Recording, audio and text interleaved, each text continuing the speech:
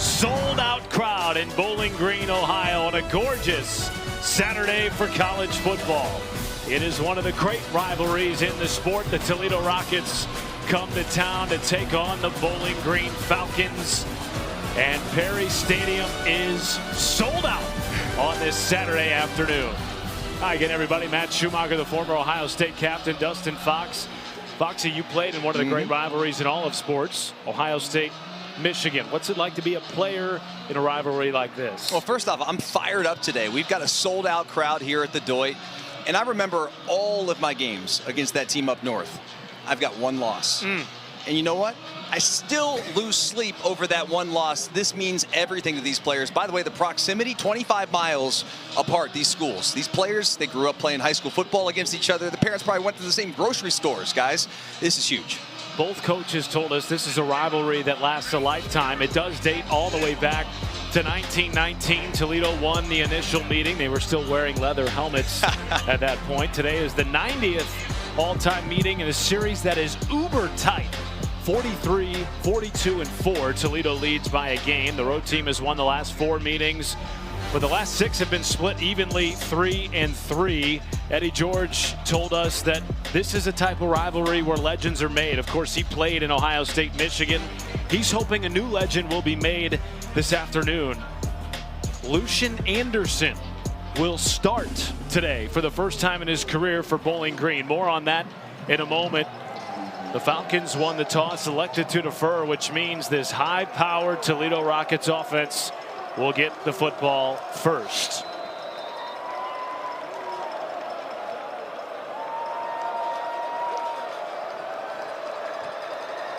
Zach Long boots it deep. And Toledo will start at its own 25-yard line with second-year starting quarterback Tucker Gleason, who wants to avenge last year's 41-26 home loss to Bowling Green. Now, certainly an opportunity for Tucker Gleason to end his career on a high note. I mean, this is such a big deal to these players, and to be the starting quarterback, to be able to go on the road and cap off your collegiate career with the dub. There's nothing better than that. So these players are all locked in, Matt, as we get things kicked off here. Play action to start. Gleason with a clean pocket. Has Vandeross open. Did he make the catch? Yes, he did. Opening explosive play on the first play from scrimmage. Goes for 39. Talk about taking a shot off the bat down the field. Did he maintain possession? Goodness gracious, I think he did. And they're going to go quick to the line of scrimmage. And right back to Junior Vandeross, who is top 3 in the nation in receiving touchdowns with 6. This is such an explosive team, Dustin Fox, not just with Junior Vandeross on the outside, but of course Chip Trainum, a former Ohio State Buckeye, in the backfield. Well, you mentioned Junior Vandeross, who's made these couple of plays to start this game, but Chip Trainum, their transfer running back, who is, I think, all world in terms of his ability, has made an impact already in just 5 games with Toledo. Design run for Tucker Gleason. He can do that. He was their second leading rusher last season for a team that was so banged up last year at running back, and that was a big point of emphasis in the offseason, going into the portal, picking up a couple of offensive linemen and a couple of tailbacks as well. And you said it, Matt. I mean, last year Tucker Gleason was literally the second leading rusher.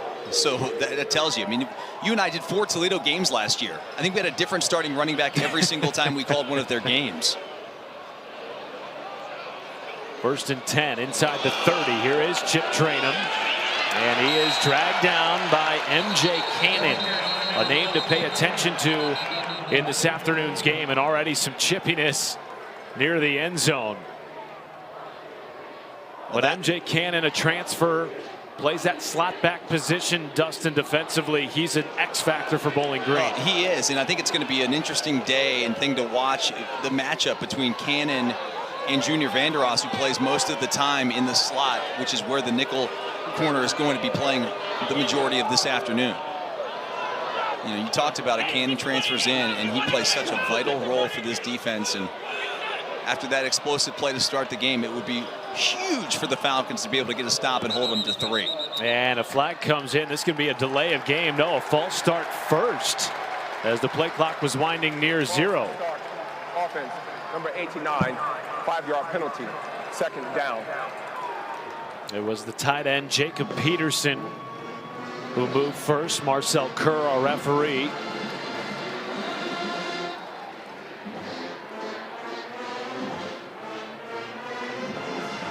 Now, both teams coming off bye weeks. After Bowling Green lost to Ohio and Toledo thumped Akron. Plenty of time to prepare for this rivalry. It's Vanderos with his 3rd catch of the opening drive, and he weaves near the first down marker. And I believe that'll be enough to move the chains. And it will. They will give him the first down, and Junior Vanderos, Matt, already off to a red-hot start here for Toledo.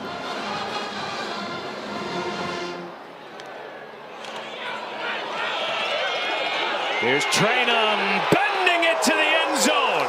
Touchdown, Toledo.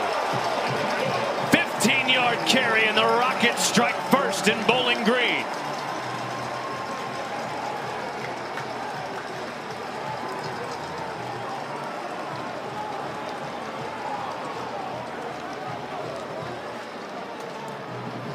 Picture perfect opening drive for Jason Candle's Toledo Rockets. Well, there's no question, and it started with that explosive play down the middle of the field to Junior Vanderos that got things going for the offense, and we really saw all of the stars have an impact on that opening drive, which was sensational for the Toledo Rockets as they get off to a red-hot start, 7-0. Great run here, but an excellent block on the outside by Cole Red, the right tackle, as Chip Trainum. The end zone caught. Chris Hopkins, and Toledo wins it. This was a classic in this rich rivalry back in 2005. Double overtime win. Brad Gradkowski with a 22-yard touchdown pass to Chris Hopkins. One of 43 Toledo wins in the series. Boy, did they look good on the opening drive. 6 plays. They went the length of the field, and they averaged over 13 yards per play. Yeah, Gleason looked like Bruce Gradkowski out there making plays back in 05. What a throwback that was. Returnable here for Bowling Green. It is Allen Middleton taken down just across his own 20. So one of the big headlines coming into this game, beyond just the rivalry itself, the quarterback spot for Bowling Green. Typically it's been Drew Pine, the transfer from Missouri. Instead, because of an injury, Lucian Anderson makes his first collegiate start.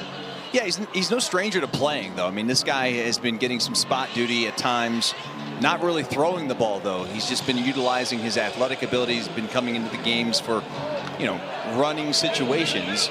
Well, now he's going to be asked to manage this offense, to run this offense, and actually throw the football down the field. There's Cameron Petaway. He is stopped behind the line of scrimmage by Emmanuel McNeil-Warren, the preseason all-conference safety. That was a big hole that closed in a hurry because McNeil-Warren was right there. Matt, this is a guy that, you know, we'll talk a lot about him throughout the broadcast, but has a chance to, I think, be a draft pick in the National Football League come April. And a lot of people are really high in this young man who has missed a lot of time. In fact, he missed 5 games last year, and they're glad to have him back. Lucian Anderson keeps, squirts up the middle for a gain of 3 or 4. Be very interesting to see how Eddie George and his staff call this football game with a backup quarterback in against a top 10 defense in the nation so far in Toledo. And you also have to wonder, how much prep did Lucian Anderson have coming into the game? Did they know that Drew Pine, you know, by midweek was probably not going to be able to go? And did he get all those reps in practice? And obviously Pine is not in uniform today, so you got to think they had some inclination, and he's ready to go. First pass of the season for Anderson falls short, looking for R.J. Garcia the second. And a quick 3 and out for the Bowling Green Falcons. Well, not an ideal start for Bowling Green, obviously. You allow the long drive that happened in about 3 minutes and then a quick 3 and out. Now you put your defense in a stressful spot.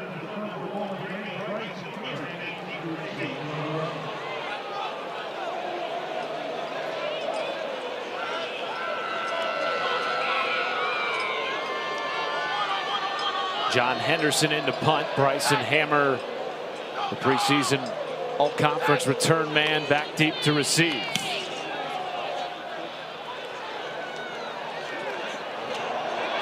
Hammer makes one-man miss. Now a second. Flag comes in behind as he got it out to about the 45.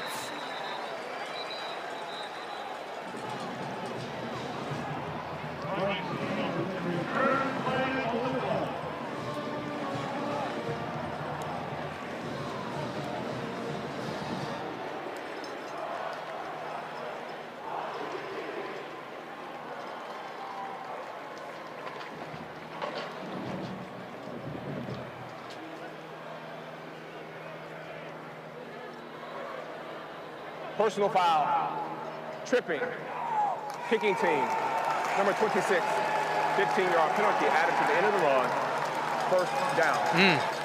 Great starting field position now for Jason Candle's Toledo Rockets, whose offense marched right down the field. Candle, in his 11th season as the head coach, has the longest tenured coaching staff in FBS. Dustin, his team picked to win the MAC this year. They did it back in 2022. He feels like he's got the horses to do it again in 2025. Well, and the key is he's got the horses to do it. You know, you have Chip Traynham, who I think will be the best back in this conference, you know, when it's all said and done at the end of the season.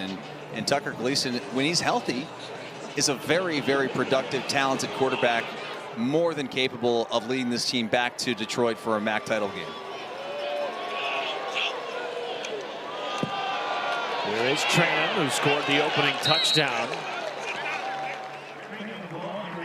You know, it's interesting, Matt, when this game kicked off, this building was electric. It was ready to erupt. It was all excited, and Toledo really took the air out of the building with those big explosive plays and that quick touchdown drive. And now, I mean, you could hear a pin drop in here, and this place is sold out today. So it's vital for Bowling Green to get off the field and get a stop. Traynham dancing away from trouble and shoots up the hash for a first down. Ultimately stopped by Keon Washington after a gain of 9. But this team is so balanced when the offense is humming, Dustin, and Chip Traynham a big reason for it. Well, no doubt. I mean, this is a guy, Matt, that already leads the Mid-American Conference in rushing. He's played in big-time games. He's played for the Buckeyes. He's played against Michigan in the game. So this is something that he's no stranger to this environment.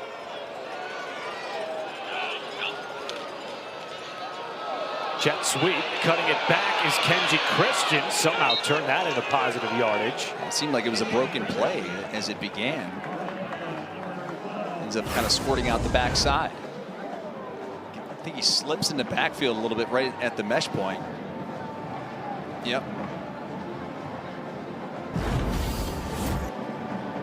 One of their other transfer running backs led North Carolina A&T in rushing back in 2023.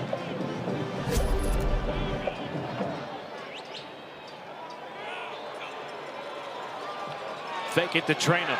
Gleason under pressure and wisely got rid of it. His first incomplete pass of the afternoon. Boy, would this be a huge stop for Bowling Green's defense that did not look like they could stop Toledo on that opening drive. No, maybe they're settling in here a little bit. It'll be a big 3rd and 7 coming up here for this Bowling Green defense. And you know, you and I were watching in pregame. You know, Dylan Cunanan, their excellent sophomore kicker, has plenty of leg and was making kicks from about this range going this direction. You never know about the wind here in Bowling Green at Deutsch Perry Stadium. They need 7 to move the chains. Gleason looking for Vanderos and overshoots his intended target. Vanderos thought there was contact No flag. And MJ Cannon in coverage. Well, you can see Cannon right there, who was in coverage, but they also had him bracketed with a little bit of safety help over top. Pascal was covering, and there's the decision here to be made, Matt, as to whether or not they're going to attempt the field goal, and I don't think they're going to. Your thoughts? I'm okay with it. I never really trust college kickers at this range, no matter what university they're kicking at. It has nothing to do with the player. They're hard kicks, and field goals don't really win you games in college football that often. It's certainly not in rivalry games. Play clock under 5. Gleason gets it off. Pressure from Bowling Green. Underneath, caught. Eric Holly III, very close to the marker. And this might have to be measured. Toledo believes they've got a first down.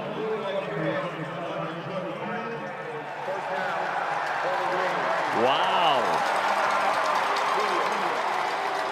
And guess what who was a stop by Eric George, the son of first-year head coach Eddie George. Well, George was the one with the pressure, and then the stop was made short of the line to gain. But the point is, Matt, is Eddie's son, well, his pops knows about a rivalry. He creates the pressure, and then the stop is made just short of the line to gain by MJ Cannon.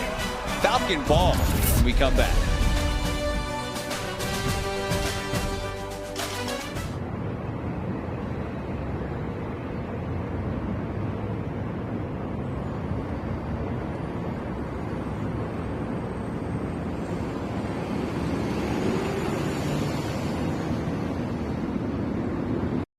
Desert, but I'm in Bowling Green, Ohio, and I think it's going to be a close game. As do I think our game's going to be a close game here in Northwest Ohio. Well, certainly that stop by Bowling Green's defense on 4th and 7, huge, just before the line to gain. Here is Cameron Petaway. Hindsight's always 20/20. Do you still agree with the call from Jason Candle to go for it for Toledo? He knows his kicker better than I do. I've seen him kick many times. I've seen him kick against Akron last year where it was a struggle. So he understands the range of his sophomore kicker and in the risk versus reward. You have to say it's the wrong call when you don't get it, right? It's always the wrong call, but there I don't have a problem with it. Garcia in motion. Lucian Anderson keeps and is tripped up in the backfield by Braden Alls, a preseason all-conference safety, as part of a very strong returning secondary for Toledo. Well, that's the strength of this defense, I think, Matt. Last year, there were so many guys that were just young and inexperienced back there in the back end. That now all those guys are growing up a little bit, have that experience, something that Vince Karras, the defensive coordinator, can lean on. 3rd and 11. Pressure off the edge. Screen set up, and it is blown up hard. What a shot by Chris Tapolonia.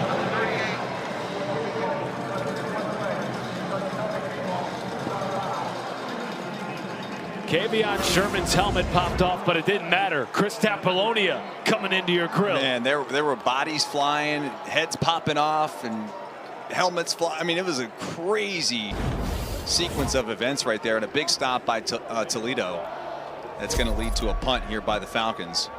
But that's what rivalries are all about, Matt. I mean, you see these tough plays, this physicality that comes with this matchup. That's what it's all about. Boy, Vince Karras' defense this year has been extremely physical. Bryson Hammer will fair catch it just in front of his own 30-yard line, and we will step aside. Another 3 and out for Bowling Green, and an opportunity for Toledo to extend the lead on the road.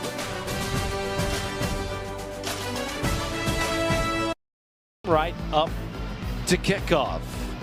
Speaking of the NFL, former Tennessee Titan great Eddie George in his first season at Bowling Green after leading Tennessee State to a share of the conference championship last year and a trip to the FCS playoffs. Knows a thing or two about playing in big rivalry games. I'd say so. Played in a few himself. Vandeross almost taken down in the backfield, somehow got out of that tackle.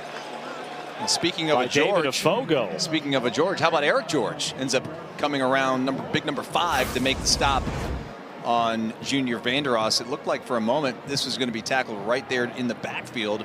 And watch 5 come to your screen. Good job. Junior Vanderos has made a lot of plays, man.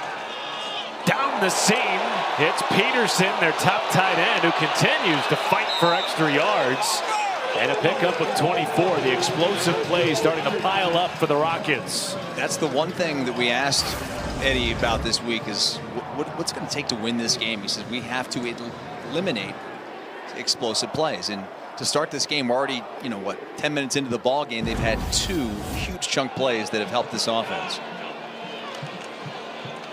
First and 10 carry to Christian. Leaps over a tackler.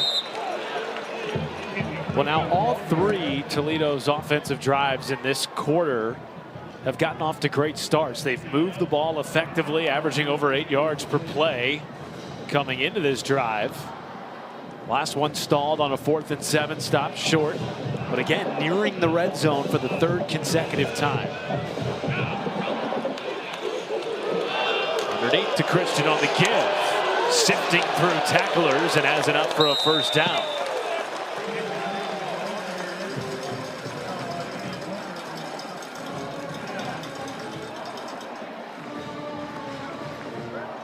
Christian is an interesting story too, because he's a dude that played at North Carolina A&T, and you may say, well, okay, what's it like playing at that FCS school? Well, they play a lot of FBS opponents at North Carolina A&T, and Toledo head coach Jason Candle loved what he saw when every time this guy played against a big time opponent, and you can see why as he makes another first down run here against this Bowling Green defense.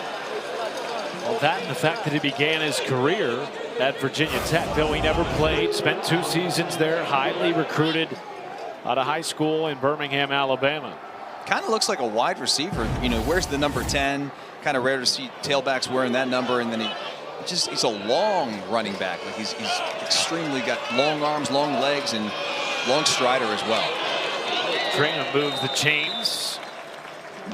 First down run for the former Ohio State Buckeye, who last year was going to be the starting running back for the University of Kentucky. Gets injured, only plays in 3 games, spares him another year of eligibility, ends up at Toledo, back at his home state.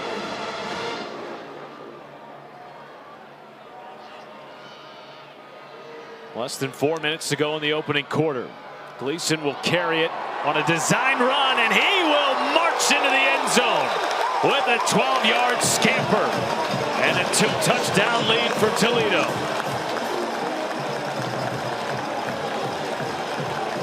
I don't think you could ask for a better start here by Toledo's offense. Do have a late flag down here on the play. We'll wait on this call, but so far, Tucker Gleason, this offense, they've been really cooking. The result of the play is a touchdown. After the play, unsportsmanlike conduct, offense, number 74.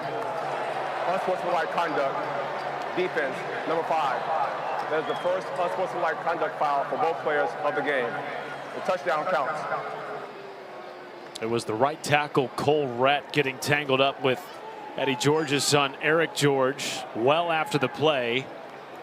That's the type of chippiness you expect in the 90th meeting of this hotly contested rivalry. Yes, and that's why the offsetting penalties, you see that all the time, especially in these rivalry games, because you're going to see players get into it a little bit after the whistle, and that's what you saw right there. But again, Toledo, they've had 3 drives. They've had all 3 drives go into Bowling Green territory. They've got 2 touchdowns on the board, and this was a great design quarterback run, Matt. They've really kind of set it up. They've been kind of methodically going down the field with, some explosive plays here and there and taking some shots. There's a look at the play, well, after the play, I should say, the chippiness, and the officials right in the middle of it. So, pretty easy call. Knock it off, fellas. How about that? You're a dad. Well, Eddie George told us in his experience, these rivalry games are not won necessarily on the field with your play, but with your mind, both in your pregame preparation and how you handle the emotions Dustin, which you know better than anybody, having played in the same rivalry that Eddie George played in, Michigan and Ohio State. Well, and you have to feed off that energy and emotion in a positive way, Matt. You can't let it get the best of you. And you also have to execute. It's a difficult task when you're trying to kind of channel all of these emotions. You're looking up, you're seeing this place with 30,000 fans. I've been here many times, Matt. It's never been like this. So there is an added pressure to playing at home in front of an audience like this. And, you know, so far, Toledo has brought it. They brought the juice, and we'll see if Bowling Green can match that energy here as we go throughout the rest of this first half.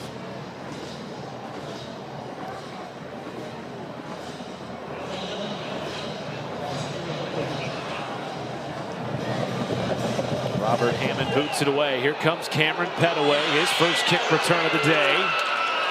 The nation's best kick returner statistically so far, stopped in front of his own 20. And now for the third time this afternoon, we will see Lucian Anderson lead this Falcons offense onto the field. You talked about it, Dustin. He does have playing experience. This is his 15th game, but he's never started a game. And this is a pretty darn big game to start for your first time in college. And it's a lot of pressure, but also a privilege, as Billie Jean King would say, right? I mean, that's the responsibility and opportunity that is in front of this young man here. Hey, if you win this game, you could be a legend. An opportunity for that. There's Chris McMillan, their leading rusher. Stumbles ahead for a gain of 3. You got to think the running game has to be an even bigger part of their game plan if they're going to have success, given the quarterback situation. Well, that's sort of been their identity coming into this ball game, Matt. I mean, they've been a team that has had success on the ground. They're not going to score quick. They were not an explosive offense. They're averaging on the season, Matt, 4.8 yards per carry. That's a top 50 number in the entire country. So they're good at running the rock. They will run it again to McMillan. That time a nominal gain, if any, stopped by Langston Long. Here's the difference, though. Toledo, I don't think they're very scared of Lucian Anderson taking a shot down the field. Bowling Green's got to sort of do something to at least keep them honest defensively, because at this point, Matt, the Rockets are just stacking the box and taking away the run. There's just not much push up there by the offensive line, and frankly, there's too many guys. I mean, look how close to the line of scrimmage all of Toledo's defenders are. 3rd and 6. Dump down. Left side of the field. Went to Kadarius Roberts, and not nearly enough to move the chains. And the punt unit will come out for the 3rd consecutive time today for Bowling Green. Bowling Green's got to get a first down at some point to take a little bit off the defense that has just been out there the entire first quarter of this ball game. And Matt, this Toledo offense is legit, and this could get out of hand quick if Bowling Green doesn't put something together in terms of an offensive drive. Not the start Eddie George was hoping for, with his starting quarterback sidelined by a lower leg injury as a flag comes in on the near sideline. Fair caught by Bryson Hammer at the 36. We will hear from Marcel Kerr on the flag.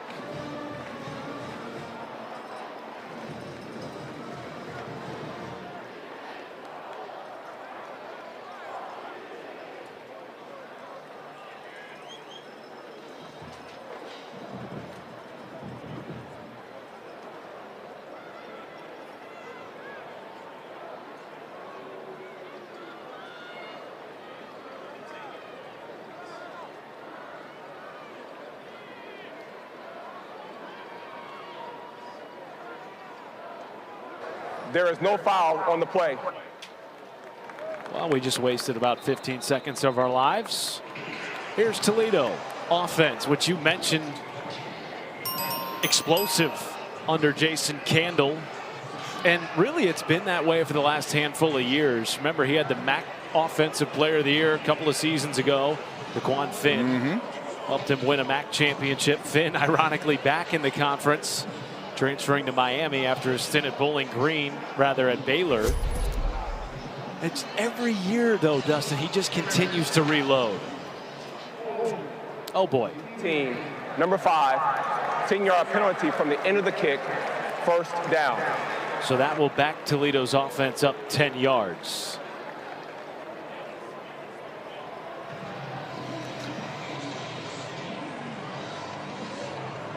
Well, I'm glad we got that cleaned up. There was a hold on Toledo's punt return unit.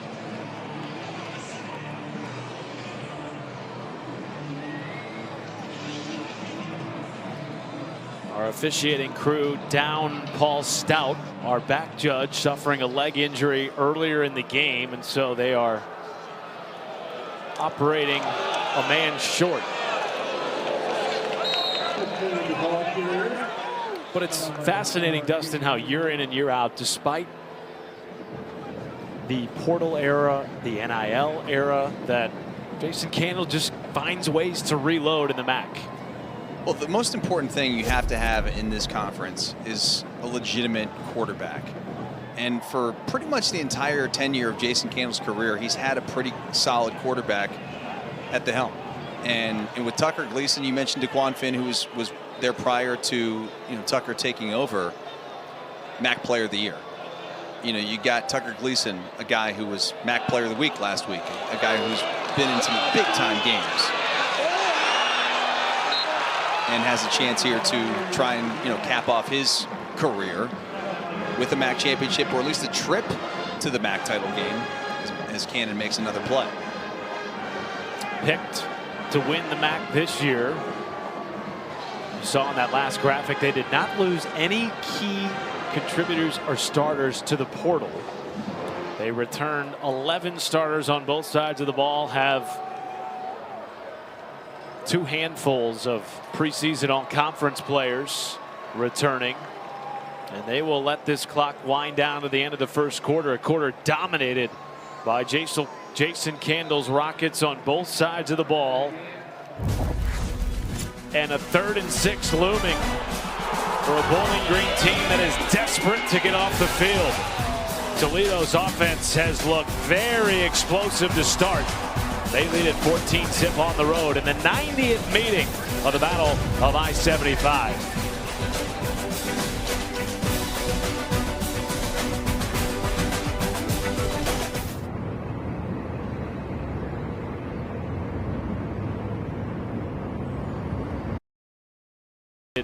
By Toledo, their offense had well over 100 yards.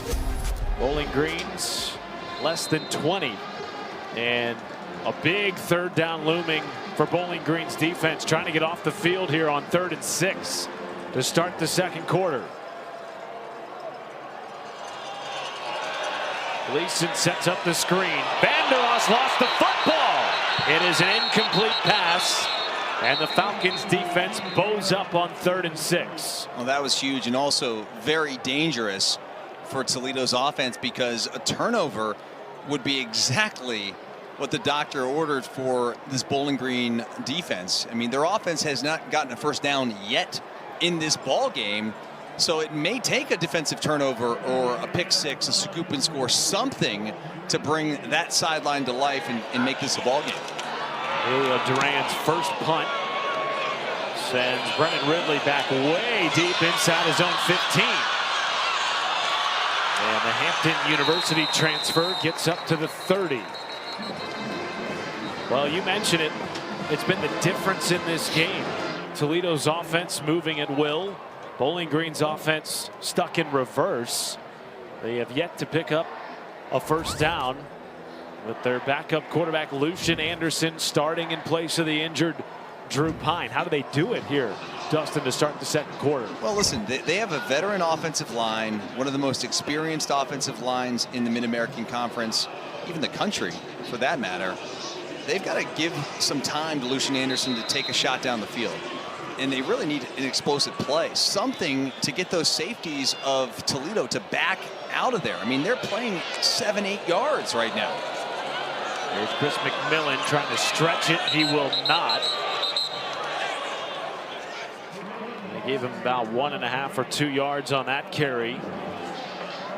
Well, it is a Bowling Green rushing attack that has been effective this year, averaging over 150 yards a game. But they have not threatened Toledo's defense yet with that explosive play, and we've seen Toledo's secondary hug the box all afternoon. Some trickery here. The flip goes to Cadaris Roberts. Trying to wiggle out of trouble. Tiptoes the sideline for a few more. And for the first time in this game, a 3rd and short upcoming. I was just going to say, it gives them a chance here, Matt, because it's going to be 3rd in less than 3 or about 3. Either way, I mean, think about this. All this work to really pick up about 5 yards, right? That's how difficult it has been to move the football early in this game against this Toledo Rockets defense. So here, 3rd and 3. And frankly, to me, it's our 4-down territory. Really? I think so. I mean, you get a yard or 2 here, and it's 4th and 1. I'm probably going to go for it. Anderson capes, and he gives a great effort to move the chains in the first down of the game for Bowling Green. Well, no decision time for Bowling Green. Great job by Anderson to pick up that 1st down. And finally, now on the sidelines for Bowling Green, the defensive players can take a breather. They can sense a little relief there. So let's see now if this offense can settle in. How about that discrepancy? 10 first downs to that just first down by Anderson.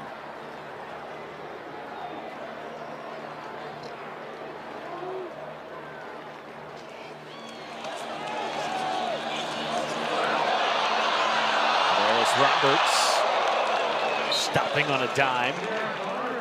Heck of a run, man. That thing was stopped in the backfield.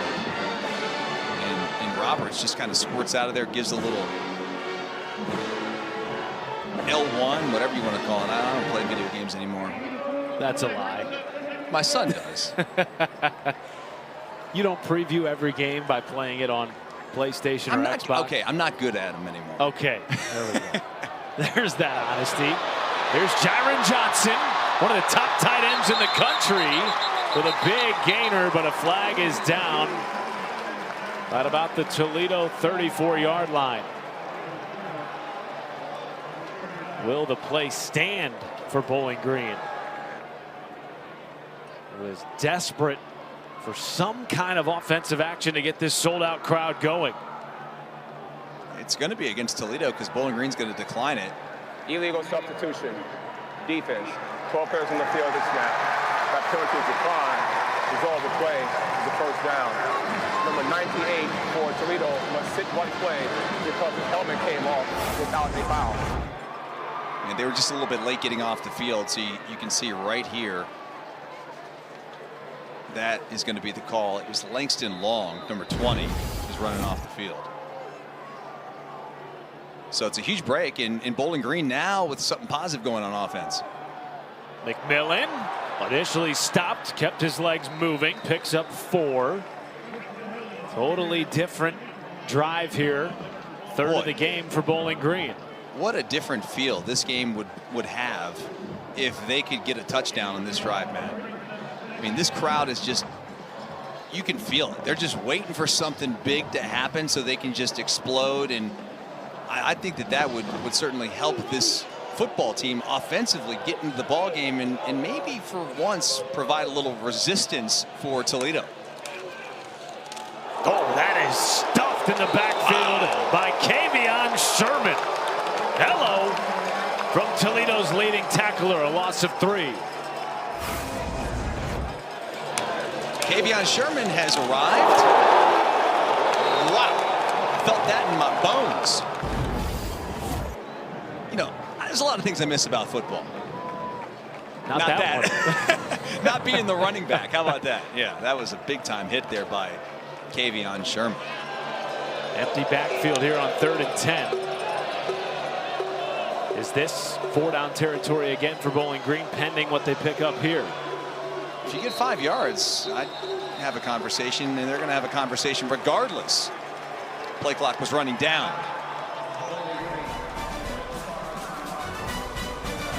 Big 3rd and 10 looming for Eddie George's Bowling Green Falcons when we return.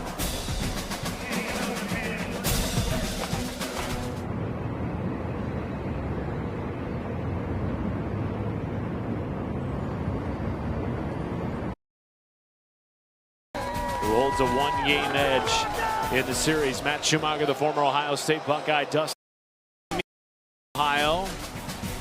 A capacity crowd for the first time this year under first-year head coach Eddie George in the 90th all-time meeting with their hated rival Toledo, who holds a one-game edge in the series. Matt Schumacher, the former Ohio State Buckeye, Dustin Fox, a big 3rd and 10 for Lucian Anderson. Just take off and go. He will go. And does he have enough for Eddie George to feel comfortable going for it here on 4th down? I mean, I think they're going to leave the offense on the field. I think you have to, man. You're at the 34-yard line, 33-yard line. What advantage would you gain from? Well, you're not going to punt the ball here, obviously. They're going to attempt a field goal. Wow. Well, Jackson Cleather, rather, has hit from 56 this season and 60 in practice on this field during the bye week coming into this game. This will be from 51. Almost no wind in the stadium at the moment. They just got the snap off, but I believe there was a timeout. No, maybe they didn't get the snap off. Delay of game upcoming.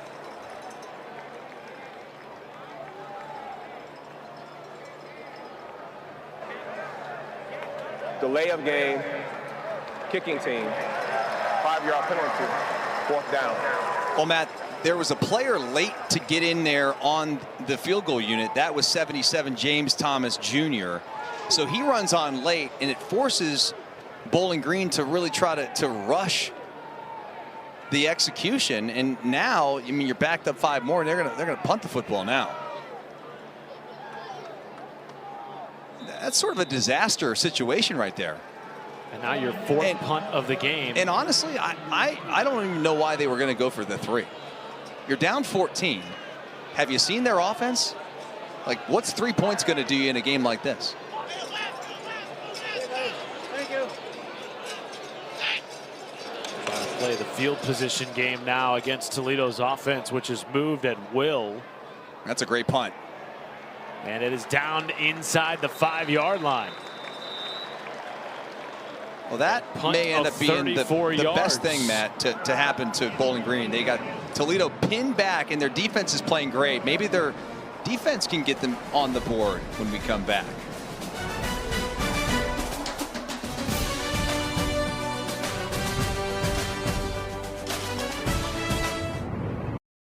Now, over on ABC, Alabama at Missouri. Tigers have not beat the Tide since 1975. Is today the day? That's the question everybody in Columbia is asking. Another sellout in Missouri. You were born in Missouri, partner. You got some ties to that game? In a Tiger household. Ooh.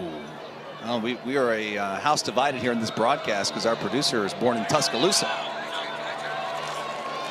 Carry goes to Chip Trainum, and he gets Toledo out of their own shadow of their own end zone with a 16-yard gain and a 1st down. Boy, that last drive for Bowling Green could not have ended any worse. They wanted to kick a 51-yard field goal, had a 5-yard penalty, ended up having to punt. Got great field position. Chip Trainum takes him out. Yeah, all that great punt that backs them up inside the 5-yard line, and just like that, they're all the way out to the 20 after 1 snap. There's Trainum again. That time stopped in front of the line of scrimmage by their leading tackler, Gideon Lamprin, who had to slide over from the will linebacker position for the injured Dorian Pringle. Matt, Gideon Lamprin, number 4, who is doing such a tremendous job filling in for the injured Dorian Pringle, as you talked about, Matt, has really emerged as a big-time leader, and they put a lot on his plate. I mean, they've asked this guy to do a ton. He's the green dot guy, which means he's getting all the communication through his helmet and getting guys lined up. Well, he's done a tremendous job so far filling in.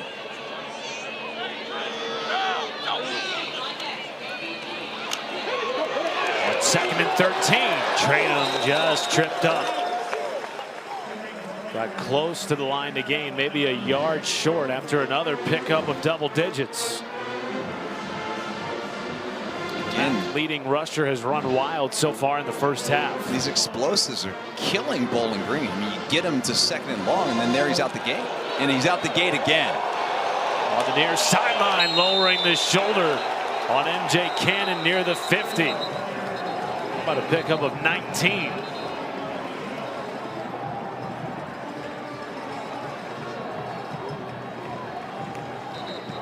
Maybe a flag because one official's coming in. Remember, we are down one official, so these guys are working shorthanded.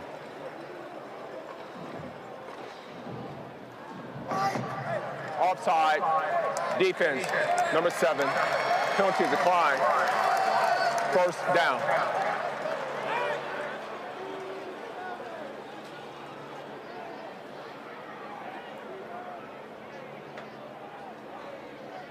Train him up to 80 yards rushing already in the first half. Has been fantastic in his first season in Toledo. Fake it to Christian. Gleason going to take a shot for Christian. It is caught in stride, and he's brought down inside the 10. Caden Marshall with the touchdown-saving tackle, but it's 1st and goal Toledo after a pickup of 43. This play was designed all the way to be a wheel route out at the backside. They haven't matched up against the wheel backer Marshall. You said it, Matt, and it's just a matchup that is not favorable to Caden Marshall. Good tackle there by Keon Washington, who's playing after he suffered a dislocated kneecap 2 weeks ago at corner. You can see Bowling Green substitutes their entire defensive line here before this 2nd and 9 to get some fresh bodies in the game. They've already been out there a ton today, and Toledo is, you can see, I mean, their red zone efficiency off the charts. They get inside the red zone, they score touchdowns. Gleason under center for the first time this afternoon. Fake it to Trainum. Underneath to Rudolph. He is edged out of bounds just before the goal line by Jalen McClendon.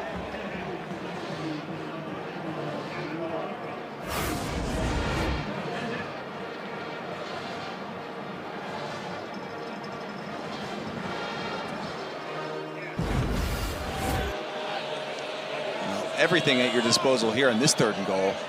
You're at the 2-yard line. You can run Gleason, you can run Trainum, you can take a shot at the end zone. They shift the formation here. You can run anything you want, the whole playbook. It's Trainum. He is stopped short at about the 2. That'll bring up 4th down and goal. We've already seen Jason Candle go for it on 4th and 7, and his offense is staying on the field. I'm a big proponent of going for this in this situation, Matt, like almost every time. But boy, it would be tough if you just went almost 100 yards and got nothing. Think about the momentum shift that would be for even for Bowling Green if you got to stop here after they start at their own 4 and then get stopped at your 2. And Jason Candle is going to talk about this a little bit longer. Burning his first time out of the half. Of the first half. This will be a 30-second timeout. They were unsuccessful on their only other 4th down try earlier in this game. It was a 4th and 7. What are you drawing up here for Jason Candle? I would probably, in this, just because of the situation, like this is not a book analytics situation for me. I've watched Bowling Green's offense not be able to do much in this first half. If you take 3 points here, it's a 3-score game. Just saying. So you take the points. And it's so not like me. It is not like you at all. It has to do with the situation in the game at hand and watching what I'm seeing on the other side of things. But I'm kind of making the point, for myself to go for it too, because if you don't get it, then that offense that I just said can't really move the ball. They've got to go 98 yards. So, look, they're going to go. 3 tight ends in the game, all stacked on the right side. Play action? Yes. Floated to the end zone, and it's incomplete, intended for the tight end Connor Jones. And again, a 4th down stop for the Falcons defense. And Kal-El Pascal hobbling off the field, one of their top defenders in the secondary after making this play. Boy, that's just a miss by Tucker Gleason on the bootleg rollout. 4th and 2, they go, Matt. 88 yards to stall Bowling Green ball when we come back.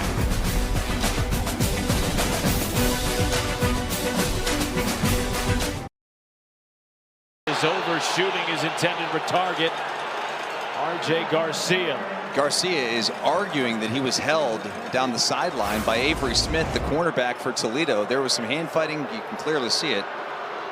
And a fistful of jersey, too, as he's trying to, I think, take his jersey off him. I understand why Garcia is frustrated right there. That probably should have been a flag. Just 12 receiving yards so far in this game for Bowling Green. I like him taking the shot, though. It's the first deep shot they've taken down the field. Markel Porter stacked up at about the 3-yard line by Doran Ray Jr. and now 3rd and long pending for Bowling Green.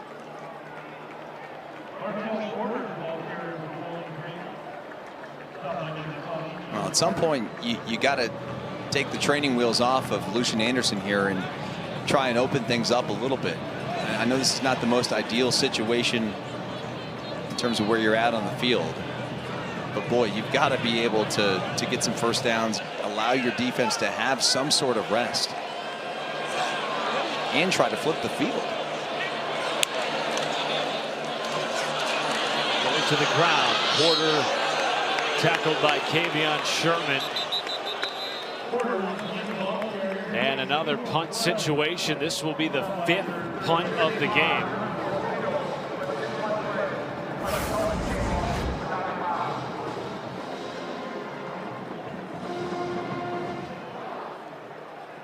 Yeah, Toledo's defensive front has done a really nice job today handling this Bowling Green offensive line. It's really talented.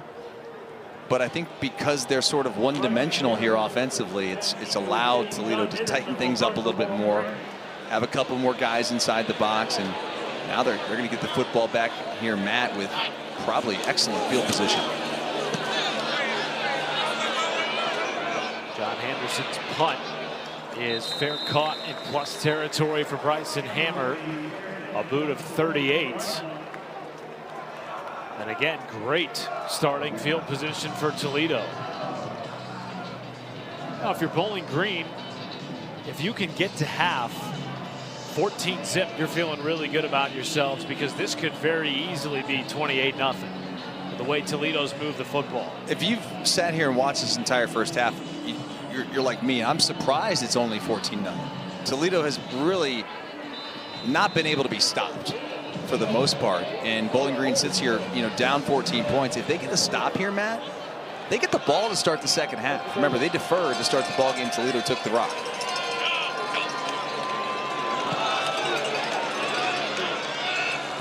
They took the football and marched right down the field in 6 plays, went 70+ yards. Both Toledo scores coming in the first quarter.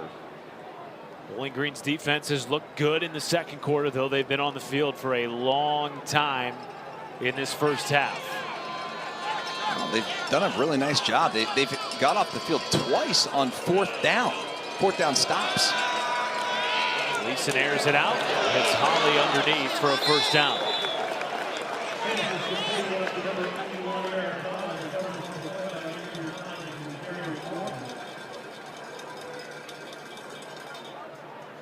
Gleason nearing 150 passing yards in the first half, coming off his best performance of the season in the blowout victory against Akron 2 weeks ago. Went 16 for 19 with 3 touchdowns and nearly 240 yards. Quick throw out to Vandeross. with blockers. Vanderos showing that speed. Move the chains. And a good block on the outside there by Eric Holly, who just made the previous catch. But man, Junior Vanderos is just a different cat. I mean, you can see all these guys on the field. That player is moving at a different speed than everybody else. It's like, man, he's in fast forward.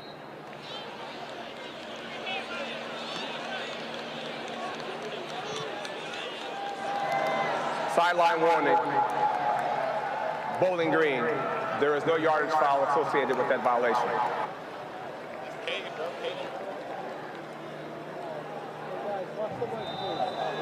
This is going to wind us down to the 2-minute timeout of the first half.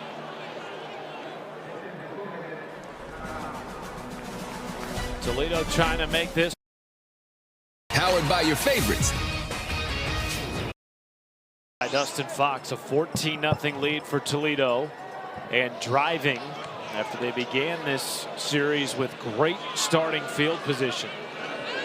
Now the Falcons pinned inside their own 2, forced to punt. There's Trainum, and moves the chains for a first down after the tackle by Andrew Hines.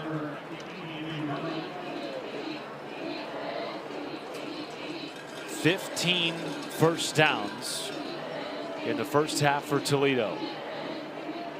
They've done it on the ground. They've done it through the air. And besides those 2 fourth-down stops, they have looked almost unstoppable in this opening half. Bobbled snap. Gleason gathers, has a wide-open man. It's Peterson for a touchdown. His first as a Toledo Rocket.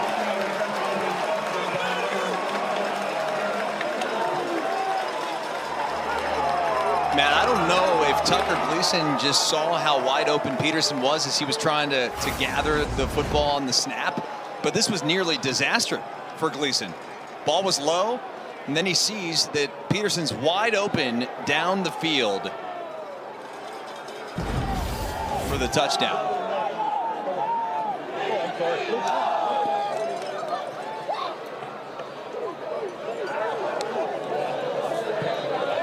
PAT is good from Dylan Cunanan, and it's a 21-point lead for the Rockets. And the snap was a little bit low off to the right, so he wasn't looking downfield. He was looking at the football. A good job of concentration by Tucker Gleason, and then to be able to deliver that strike. Heck yeah, he's happy. He's fired up. Is that just busted coverage? I mean, how did Peterson end up so wide open on that play? Well, I have to go back and take a peek at the coverage there in the back end, but to get that wide open, yeah, I mean, it's clearly some folks looking into the backfield and maybe thinking they're going to run a little bit more. I don't know. There was a little kind of fake off to the left to Trainum, and that alone may have just done enough to bring the safety over, but nonetheless, a quick scoring drive, 5 plays, 43 yards, and they're in the house. You can take a peek here. That's a linebacker in the middle. That's Lamprin, 4, who is looks like he was going to take Trainum and then turns around and Peterson's wide open. Remember, Bowling Green down their best starting linebacker for the season, Dorian Pringle. They've had to move guys around. And they are down big at home in the 90th iteration of this great rivalry in which the road team has won the last 4. Maybe they can get something on this return, because Cam Petway is one of the best returners, if not the best returner in the country. Offensively, Matt, Bowling Green has 46 yards of offense. They do kick it to Petway, and he will attempt his second return of the day. Petway with a seam. Ran into his own blocker at about the 29-yard line. Well, this week we'll have a pair of Monday Night Football games for you. Josh Allen and the Bills taking on the Falcons, 7 Eastern. And then the Bears and the Commanders over on ABC. Coverage begins at 8. 2 timeouts for Bowling Green. They do get the football out of the half. How aggressive are you with Lucian Anderson making his first start at quarterback today? Down 21 points, I think you have to be as aggressive as you can. You know, they get the football to start the second half. which obviously will help him. But being down 3 scores, it doesn't matter. I mean, eventually you've got to find a way to get some points on the board. And yeah, there's only a minute and 15 seconds left, but heck, what do you have to lose? It's a rivalry game. Take some shots. He has attempted 5 passes in this game. They've gone for 12 yards. Did have that one shot play down the far sideline to R.J. Garcia. Incomplete. There's a screen set up for the tight end, Jalen Johnson. Near the first down marker, but I believe half a yard short. So the clock continues to wind here in Bowling Green. Still 2 timeouts left for the Falcons. I'd hand the football off here quickly. Well, they're wasting a lot of time. Get the first down and then get up there and call timeout. They did give him a first down, and that is an incomplete pass to Petaway. Well, I'm not sure the clock stopped at all. It did not stop in the at all. stadium to reset the chains. Well, that was really bizarre, because if they gave him the first down, the clock should have stopped around 50 seconds. Instead, you know, it ran down to 37, 38 seconds.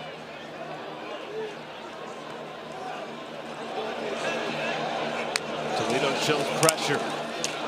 Delayed blitz picked up. Down the sideline, and a flag comes in. Andre Fuller, the transfer corner, was in coverage of Finn Hogan and got a little too much jersey. All right, now you're going to have the football inside Toledo territory. Pass interference, defense, number 3, 15-yard penalty from the previous spot, first down. Yeah, a lot of contact down the field. Trying to get Finn Hogan the football and face guarding, whatever you want to call it, contact. Pretty easy call on Fuller. The lone newbie in the starting secondary for Toledo. Transferring in from Arkansas Pine Bluff in the offseason. Why not take another shot like that? Almost looked like that ball might have gotten tipped. It had the hands of had to be Anderson. tipped.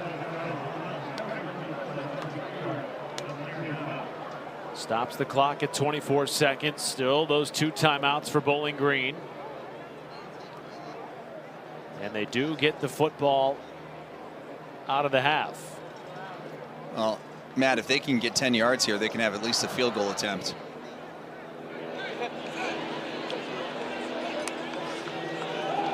Pressure off the edge. Sets up a screen perfectly. Up the middle, it's Petaway. Inside the 10 and the 5.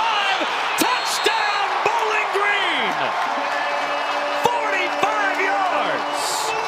Whoa. Forget a field goal attempt. How about a house call? Cam Petaway. Come on.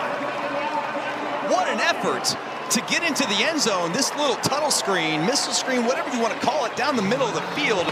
And how about the effort by Petaway spinning into the end zone, dragging defenders? Wow. His first rushing touchdown of the season puts Bowling Green on the board. And I beg your pardon, it's his first receiving touchdown of the season. And it puts Bowling Green on the board. And with Bowling Green to get the football here to start the second half, how about the momentum you're going to get from this play? Absolutely perfect. He almost outran his blockers. Yeah, oh, no doubt. Finally, something for this capacity crowd of 24,000 plus to really cheer about at the Doit. Built all the way back in 1966. This the 300th game inside the friendly confines. And that was one of the most well-executed tunnel screens I think I've ever seen. Such a great job. That young man is explosive. Matt, he nearly took that previous kickoff return to the house. Had he not ran into his own blocker, there was a scene. You can see how explosive that young man is. He returned the opening kickoff of the year back, right? 98 yards. It's Lafayette.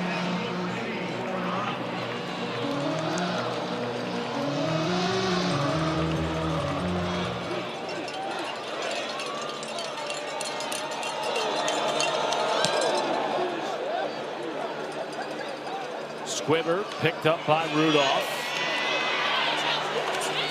Flag comes in late with about 8 seconds left on the clock in this first half. During the return, holding, receiving team, number 14, 10-yard penalty, first down.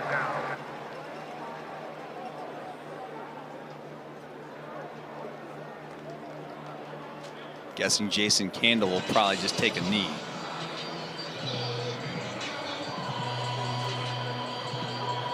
Not usually in his character, but with only 8 seconds left. Yeah. And inside his own 15. It does look like Tucker Gleason will sit on it to end the first half.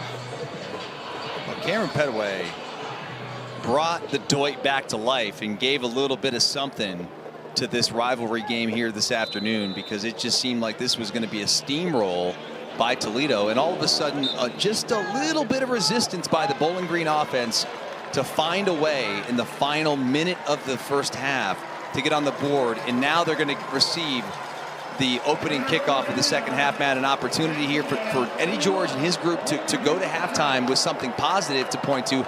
Their defense has played lights out. So, I mean, yeah, there's 21 points on the board, but the box score doesn't define how they played. They've gotten off the field. They've been on the field the entire day. I'm eating up all your time, partner. I'm sorry. I'm just fired up about this rivalry game. We got a game here. Because of a 45-yard screen to the house, it was more yards than their offense had had all day. Bowling Green makes it a game at halftime.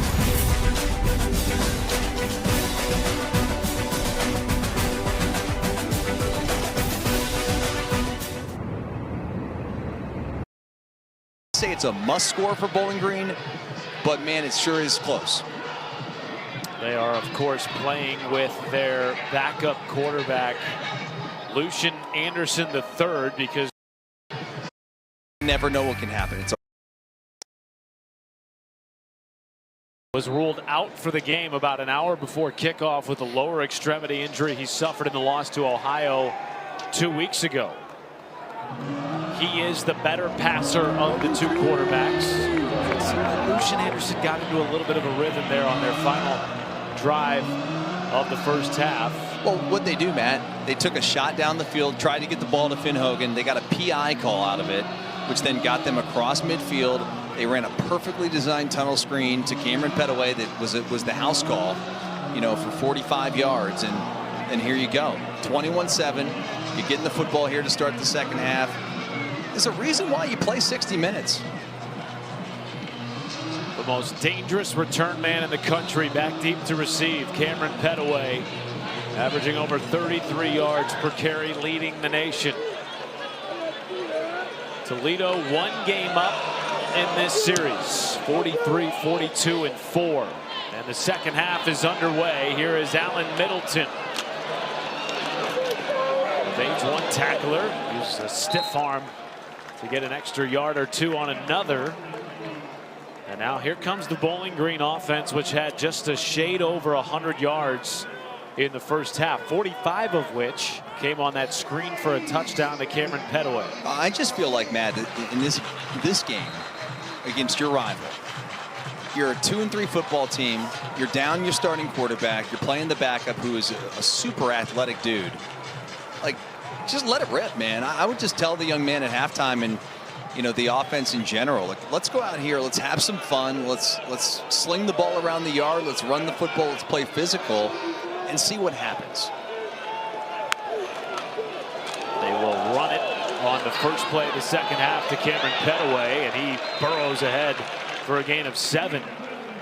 That's the best gain they've had on first down all day today. Well, maybe want to just get the football in his hands a little bit more. You know, sometimes in your biggest games, you want to give the football to your biggest stars.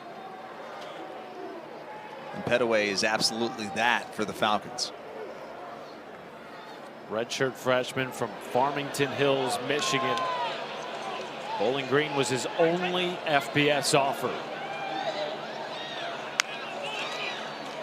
Jet sweep goes to Kadarius Roberts, and he is upended a yard shy of that first down.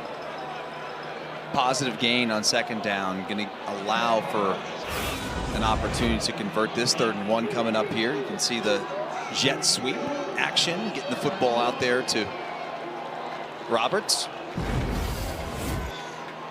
BG was 1 for 6 on 3rd down attempts in the first half against a top 25 3rd down defense in Toledo.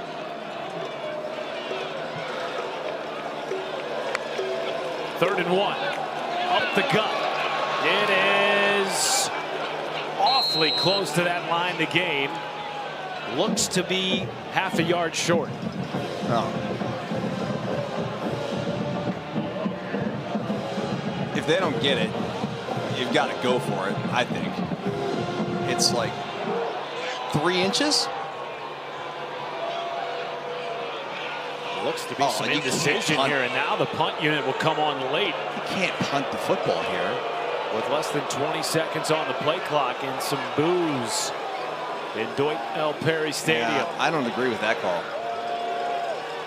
Particularly with as well as Toledo moved the football in the first half. Over 300 yards of offense for the Rockets. Bryson Hammer, bobbled the fair catch at his own 15 after a boot of 51 yards. Now some extracurriculars. Hammer surrounded by orange jerseys, no flags. These programs separated by about 25 miles. It's one of the great rivalries in college football. Very meaningful to both communities. You can take a look here. He did bobble that return. Matt, I'm just curious your thoughts here, partner. What's your opinion on what they decided to do to punt the ball there? I mean, if it's 4th and 1, no problem. 4th and 2, no problem.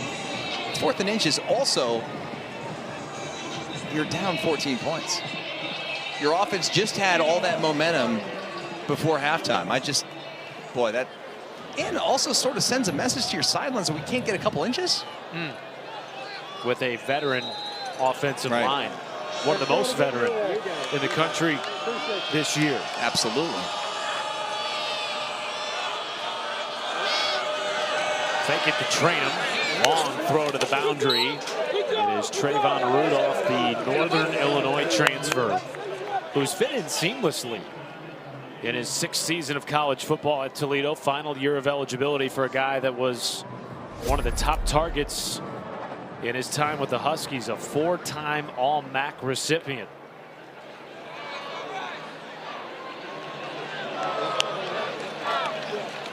Here's Chip Trainum. At 86 yards on the ground in the first half. The MAC leading rusher brought down by Gideon Lamprint. 3rd and short.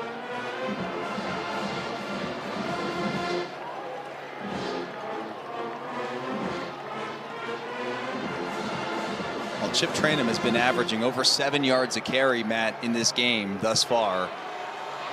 And there was a look at Brandon Fisher, the defensive coordinator for Bowling Green. He's called a pretty nice game thus far. It goes to Trainum with a hole. It had just enough to move the chains. Well, the score may be a bit deceiving to viewers at home, but the 21 points that Bowling Green's defense has allowed, I don't think accurately depicts how well they've played in this game. What do you think, Dustin Fox? Well, Bowling Green's offense, how many first downs did they have there in the first half? I mean, it took them till basically the end of the first quarter to get a first down. The defense was out there like all day. They had only 6 first downs in that entire first half. That's a nice job. Again, Bowling Green's defense is flying around. Andrew Hines, backup Mike Backer, ends up making that stop. Really nice job.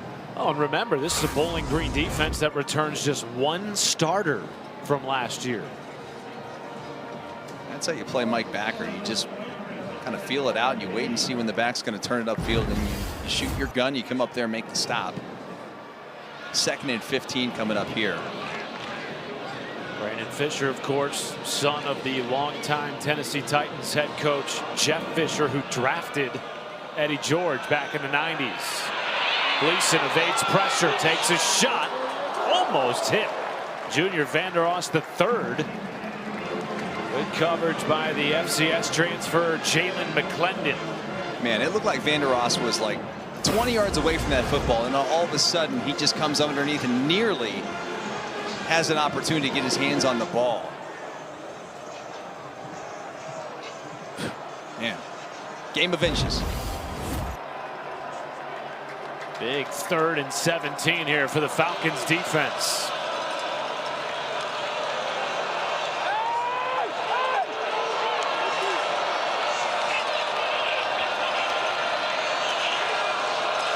Play clock under 5. And they did not get it off.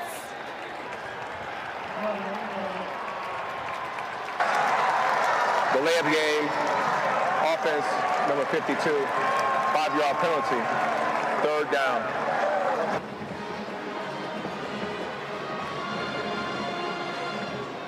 Well, now it's 3rd and forever. You don't want to be too conservative, though, here if you're Bowling Green. You've done a nice job to this point.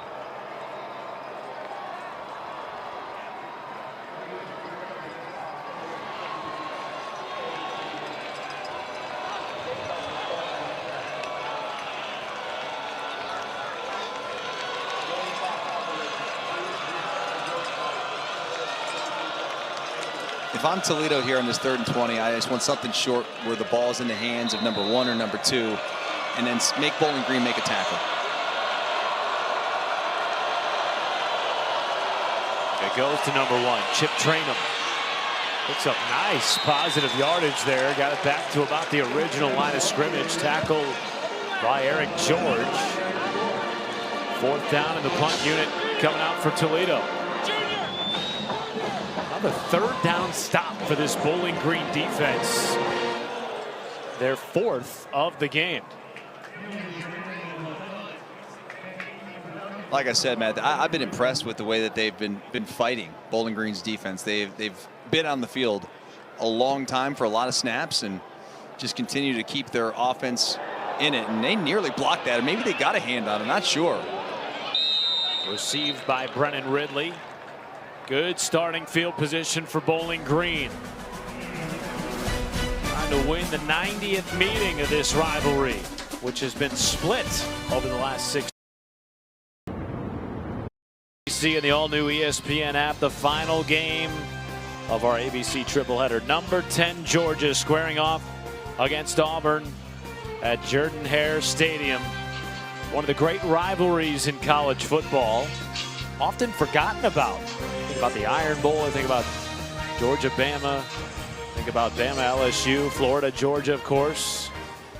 But it is the Deep South's oldest rivalry, as we welcome you back to Northwest Ohio's oldest rivalry. And a one-hand grab by Jiron Johnson goes nowhere, makes it 2nd and 10. I want to know how big Jiron Johnson's hands are, because he just snatched that out of the air like he was playing with like a kid-sized football. My goodness.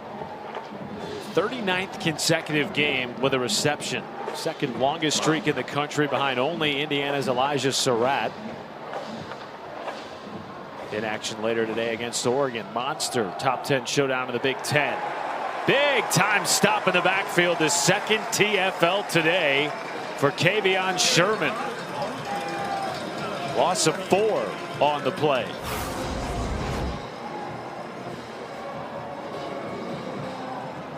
Really nice job. Sherman has been all over the place.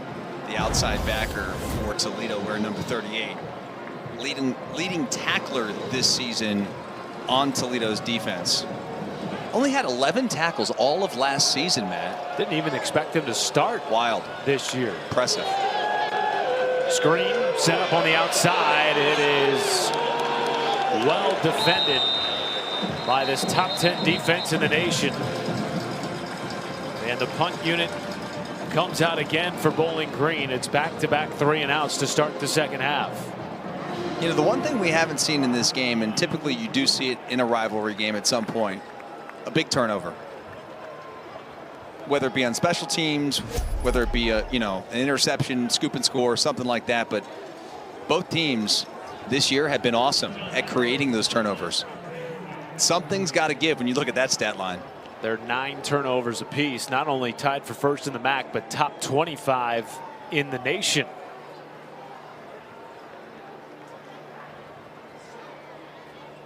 Seventh punt of the day for John Henderson. A flag comes in. There was all kinds of contact on the near sideline. Probably going to be a hold against Toledo. Now Bryson Hammer got out of there before a potential return. Terrell Crosby Jr., number 5. I think who's they're going to get with the call. Holding, receiving team, number 5, win the kick, 10-yard penalty from the end of the kick, first down. Timeout. Tucker Gleason and Toledo with the football when we come back.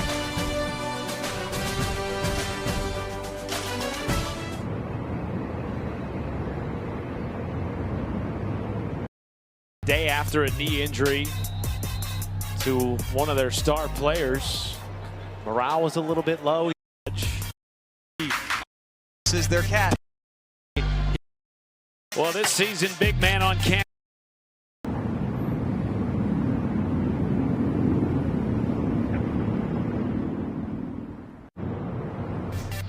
Well, this season, big man on campus is actually a cat named Pudge. He's everywhere, Dustin Fox. He's got NIL deals. He's got marketing deals. And today he was featured on College Game Day in Eugene, Oregon. Well, their head coach won a Heisman Trophy, and he's not even as famous as their cat. One of the smaller animals of college football. Of course, he's not the actual Bowling Green mascot, but he's become the unofficial mascot of the Bowling Green football team. Their long snapper, George Carlson, owns Pudge. Brought him into the locker room in the offseason the day after a knee injury to one of their star players. Morale was a little bit low. He thought, you know what, I'm going to bring Pudge into the locker room, try to boost morale. Boy, did he. And the team has... I think not just the team, like America has responded to the locker room cat. There's Chip Train, and the ball is loose. And I believe recovered by Toledo. Punched out by Kal-El Pascal. Nearly the first turnover of the game. Well, we just talked about it. At some point, maybe ball security is an issue. Yeah, right there, punched out. And luckily for Toledo, the sideline is their best friend right there. Because that would have been the first turnover most likely of the ball game. But play on, they can pick up the first down. Tranum's had himself a day, 18 for 104. It's a pretty good average. Over his MAC leading season average, 95 yards per game. Gleason with all day connects with Rudolph, who climbed the ladder at the 45 for a pickup of 16. Now this Toledo offense humming on their second drive of the second half. That's just a tremendous effort to go up and get that football by Rudolph and bring it down. Cam Washington in coverage. Gleason takes another shot. Miscommunication with Rudolph. Went back shoulder, and a late flag comes in as Gleason was hit after the throw. A very, very late flag, and we'll wait to see from our referee Marcel Kerr what the call is. Toledo's backing up. After the play, unsportsmanlike conduct, offense, number 65, 15-yard penalty, second down. So it's the left tackle Stephen Gales with the unsportsmanlike. Initially, Tucker Gleason made it appear like there was going to be a late hit on Evan Branch Haynes, but instead the penalty backs up Toledo's offense. Take a look at the left side of your screen. Gleason goes down. And then, yeah, you're not allowed to pull a guy off a pile, and that's what happened right there. Evan Branch Haynes, was the one who went low on Gleason. There's Kenji Christian on 1st and 25.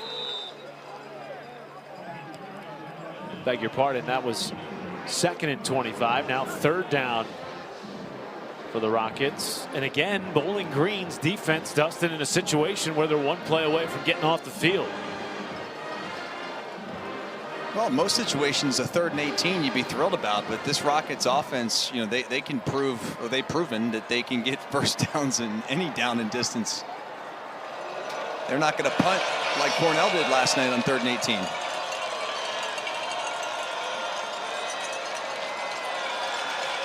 Screen set up to Christian. That is snuffed out at a nominal gain. Gideon Lamper and their Mike linebacker with the tackle. Another successful defensive series for Bowling Green. It's interesting. Outside of the first couple of drives of the game, it's been what you would expect the rivalry game should be. It's kind of been feeling each other out. It's been good defense played by both teams. It's been physical. It's been chippy at times. I just feel like, Bowling Green's one play away from making this an interesting 4th quarter. Emilio Durant's punt is short. They're going to have good field position here. Bowling Green may have it near midfield, Matt.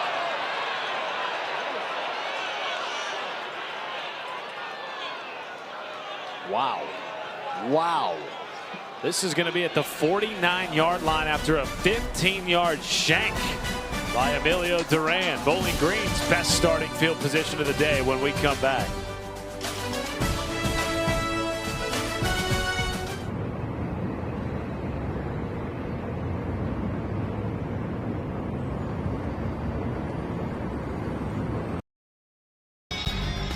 Our ESPN NHL coverage begins with The Point at 5:30 Eastern on ESPN2. Hockey, a big sport here at Bowling Green.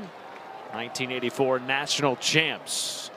Best starting field position of the day for Bowling Green after a 15-yard Toledo punt. Roberts reversing fields.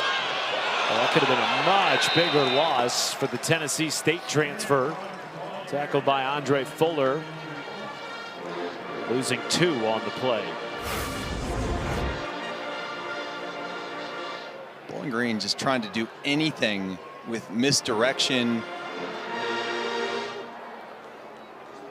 Not a trick play, but they're just trying to do something. I mean, they are, I would say, a little limited with their backup quarterback who just hasn't had the experience and reps in a game.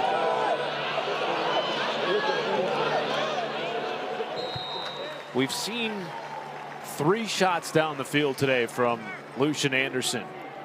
None of them have resulted in completions. There was that penalty, then a couple of incomplete passes. But prior to this game, Dustin, he had not thrown a ball yet this year.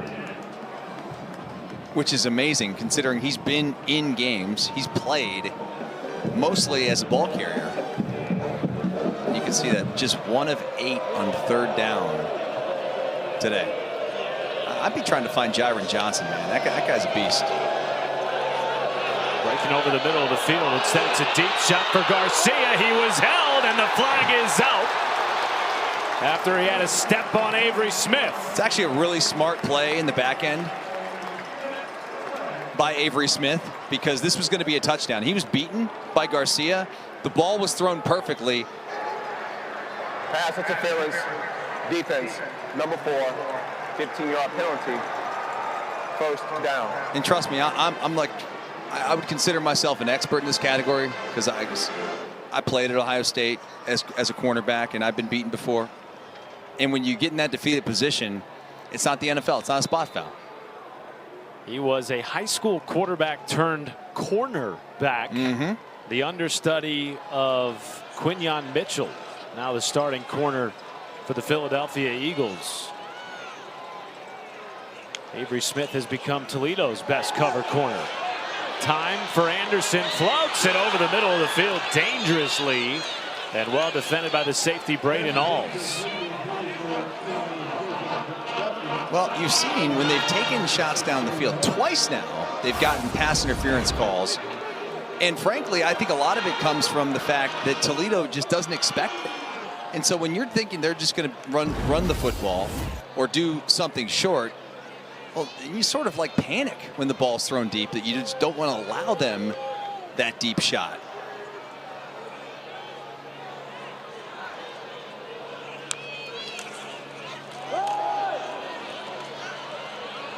Chris McMillan gains 4. You have to get 7 on this drive if you're Bowling Green. Are you asking me or asking Eddie George? Because the last time I'm asking you, Dustin Fox. I mean, if you get anything positive here on this 3rd down, I'm going for it in 4th down. 3rd and 7.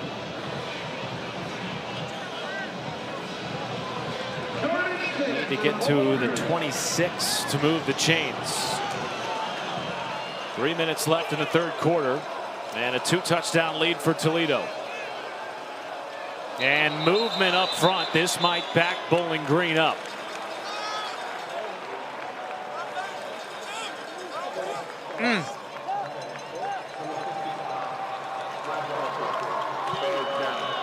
Boy, this was the one thing, Dustin, that Eddie George emphasized after their loss to Ohio, a team that they moved the ball well against, had over 300 yards of offense, but too many drive-killing mistakes against the Bobcats.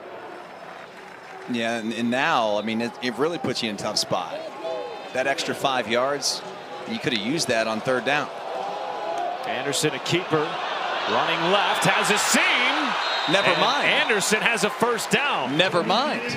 Biggest gainer of the day for Lucian Anderson, goes for 13. And I think that's what Bowling Green fans are used to seeing out of Lucian Anderson, because they typically would bring him in when Pine was the starter to run these little design quarterback runs. And these officials love to talk, don't they? Chris Apollonia is down for Toledo. Did get up under his own power, it appears. And a little bit limpy as he's hobbling over to the Toledo sideline. Remember last year he missed all of the season with a hip injury.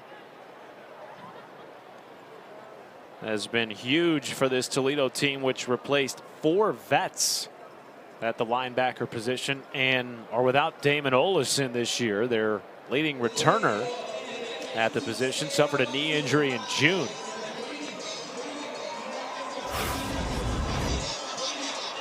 You can see here, he gets rolled up on, just looks a little awkward.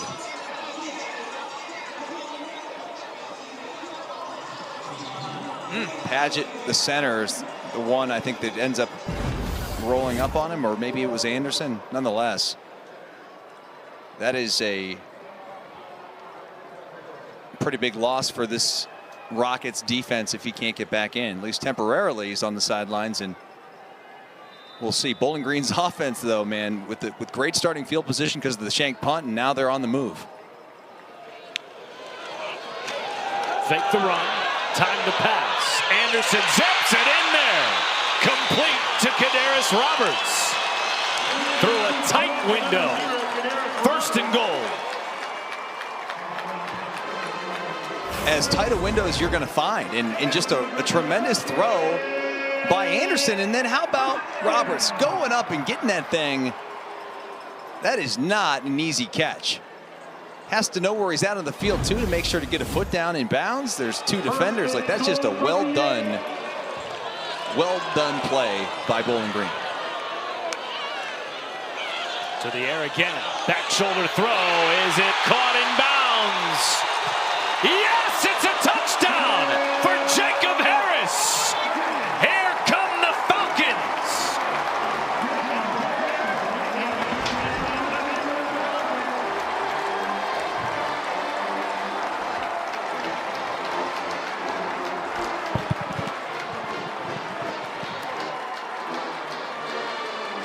Nicholas Thompson, the safety, was the man in coverage.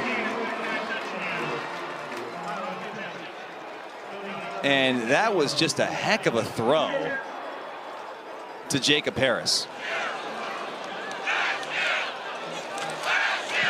First passing touchdown of the season for the backup quarterback, Lucian Anderson III. And Matt, let's take a look at our All-State Good Hands play.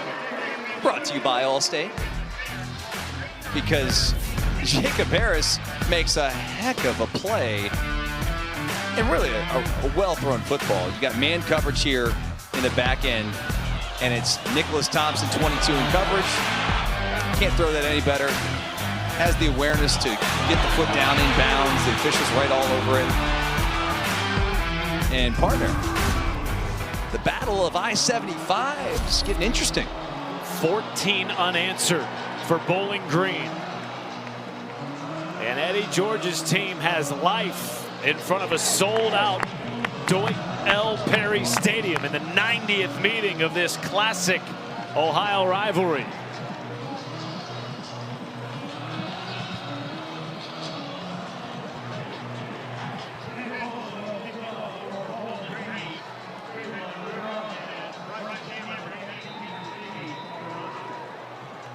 Zach Long will boot it away for the Falcons.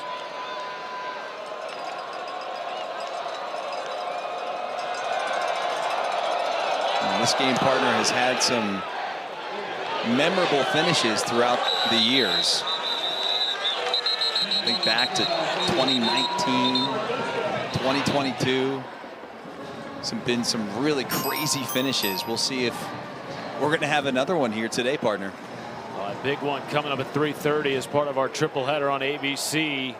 Red River rivalry. Oklahoma comes in undefeated against the Texas team that's limping a little bit after that loss to Florida. And what will we see from Toledo? They've had a couple of drive stalling penalties to start the second half. They have yet to score in the third quarter. Chip Traynham continues to churn out 6- and 7-yard gains. Over 100 yards on the ground today for the former Ohio State Buckeye.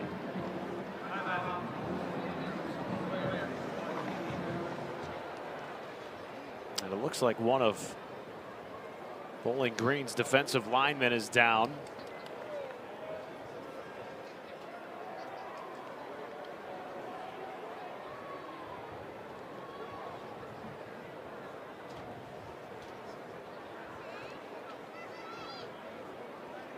Haven't been able yet to confirm who that is for the Falcons. And Eddie George, their first-year head coach, is out. Dalen White, 57, is who is down. Sophomore from Louisville, Texas.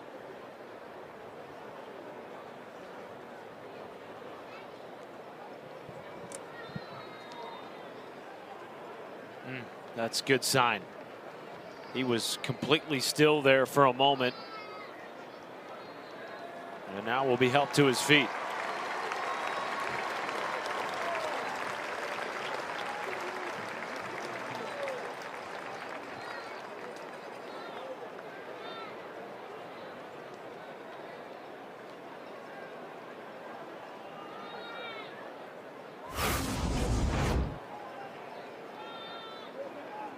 There's 57.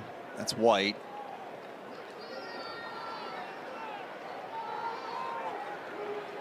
Just gets that leg rolled up. Bottom of that pile.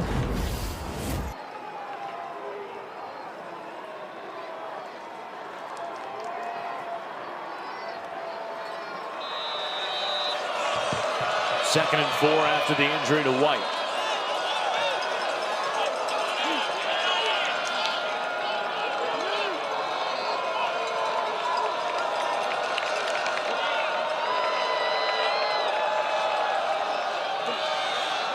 Traynham patiently waiting for blockers, moves the sticks.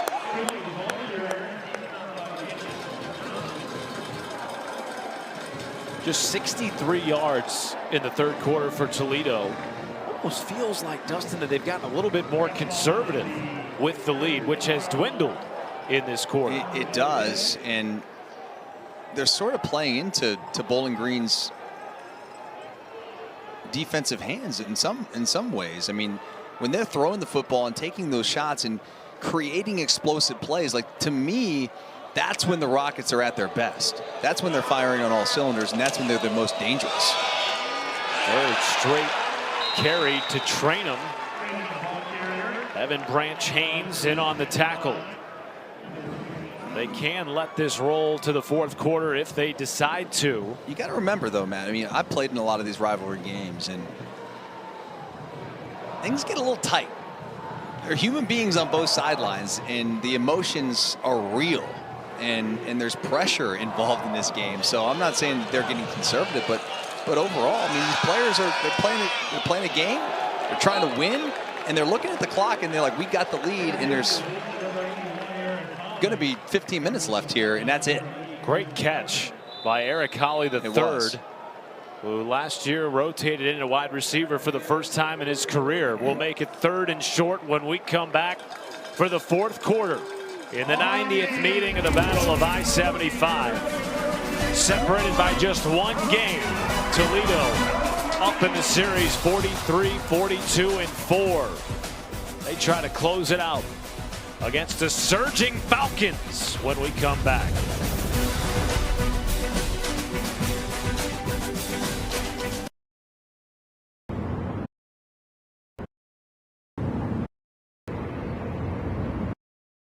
Bowling Green Falcons have scored 14 unanswered, and now a monster 3rd down and 3 to start the fourth. Matt Schumacher, the former Ohio State Buckeye, Dustin Fox, and Bowling Green's defense has been up to the task on 3rd down so far today.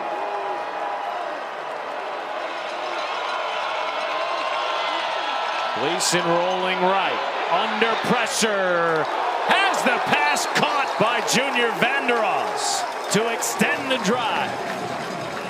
Players make plays, pure and simple. And not Luther Vanderos, Junior Vanderos, excuse me. What a play by Junior Vanderos as he goes up and gets that football and comes down with it inbounds on a huge 3rd and 3 conversion. Unbelievable. 5th catch for 83 yards for Vanderos. Fake it to train him. And down goes Gleason. First sack of the game. It's David Afogo for the Falcons.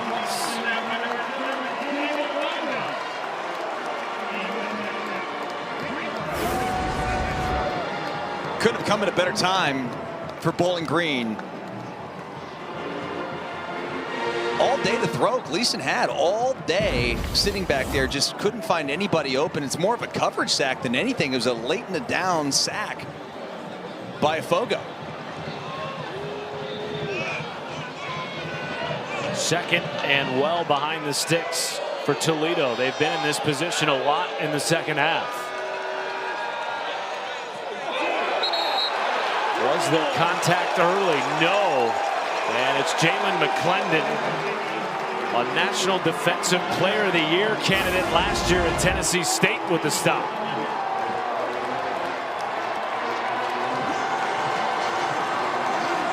It's tight coverage to me. And now 3rd and 18, the place is coming to life. Huge opportunity here for the Falcons to maybe get the football back, being down only 7 points. Pressure comes. Gleason, a design run, running for his life, taken out by Gideon Lamprey. And the Falcon defense gets the stop to force a punt.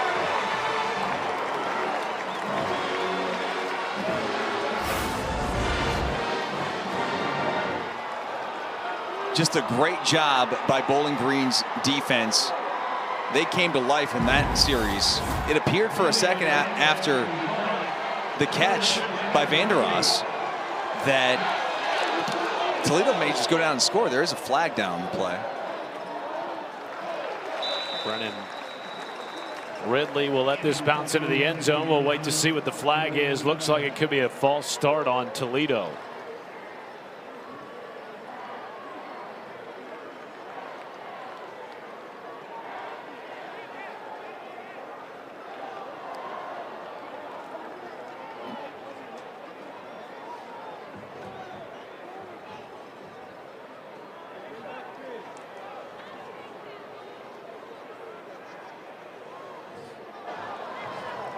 Illegal formation, 5 players in the backfield.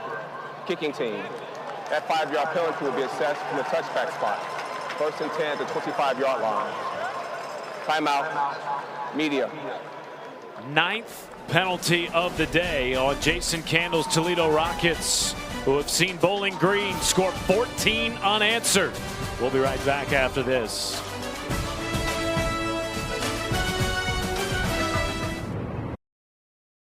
Bowling Green tennis player Libby Blair. Yeah, shout out to Libby. What an awesome player she is. And Mike Bunnell, their head coach here at Bowling Green, did a great job setting that up through My Tennis Pro back home, Sean Keenan. The tennis community's tight, man. And, you know, we're on the road. You know, I'm trying to reach out to the football coaches and the tennis coaches to try and get some access. Thank you to all involved. 1st and 10 shot from Anderson. It is jump ball. Is it intercepted? Yes, it is. Brandon Alls with the first takeaway of the game. Wins it back for the Rockets. Well, we said it, partner. At some point, a turnover would be created, and it would be huge. At least in that situation for Bowling Green. I mean, it's a deep throw down the field, kind of like a punt in some ways.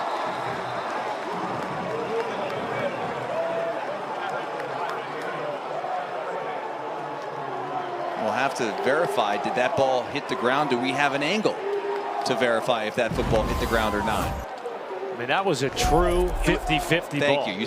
You took the words right out of my mouth. I was going to say 50-50 ball. When that ball goes in the air, you've got a guy. Now, they have 2 guys there, but there was an opportunity to get the football.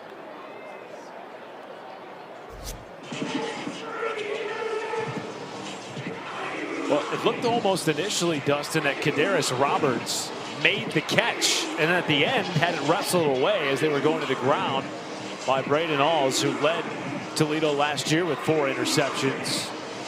One of 3 preseason all-conference selections in the defensive backfield for Toledo this year. This has gone to replay review. Here's another look at it.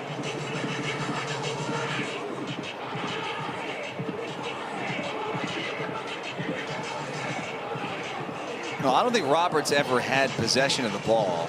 He has it there. He's trying to come down with it. The question is, does it hit the ground? You just can't tell from that angle. This might be a situation where the call on the field is the key. Correct. Coming out of review.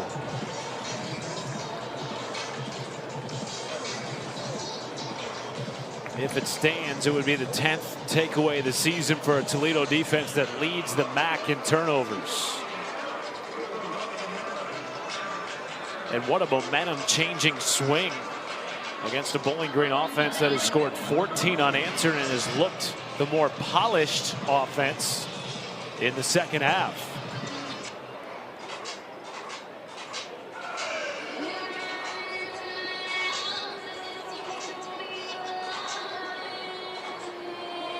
Here is Marcel Kerr. After review, the ruling on the field is upheld. 1st and 10, Toledo. Well, you mentioned it at the end of the first half, Dustin. It was only a matter of time before that first turnover came from one of these 2 teams, both of which are in the top 25 in the country in takeaways. And it comes in a huge spot against Eddie George's Bowling Green Falcons. And he gives the ball back to Toledo's offense here. 12:54 to go. And Bowling Green's defense again, they're going to be called upon here to try and get the football back again. They get the train. There's a stop in the backfield by Miles Bradley, who plays the buck position in this Falcons defense. I am with you, though, a little bit, Matt, when you said it seems as though Toledo's becoming a little bit more conservative here in the second half. And maybe it is. Maybe it's just because, you know, Bowling Green's defense is playing better. I can't tell you, definitively one way or the other what it is. But either way, it seemed as though there were bigger running lanes in the first half. There were more wide open guys down the field. At least it double clutched that. McClendon made the stop. There is a flag in the backfield. It might be on Toledo, Matt. I think you're going to get 74 Cole Rett. Do you accept the penalty if you're Bowling Green? Absolutely.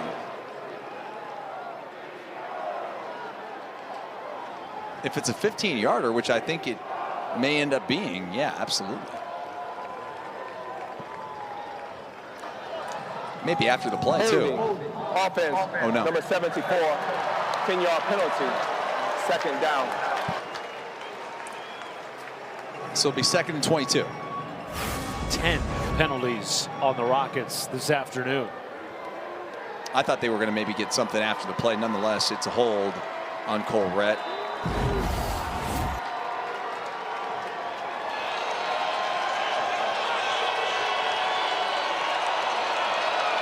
Trainum in motion.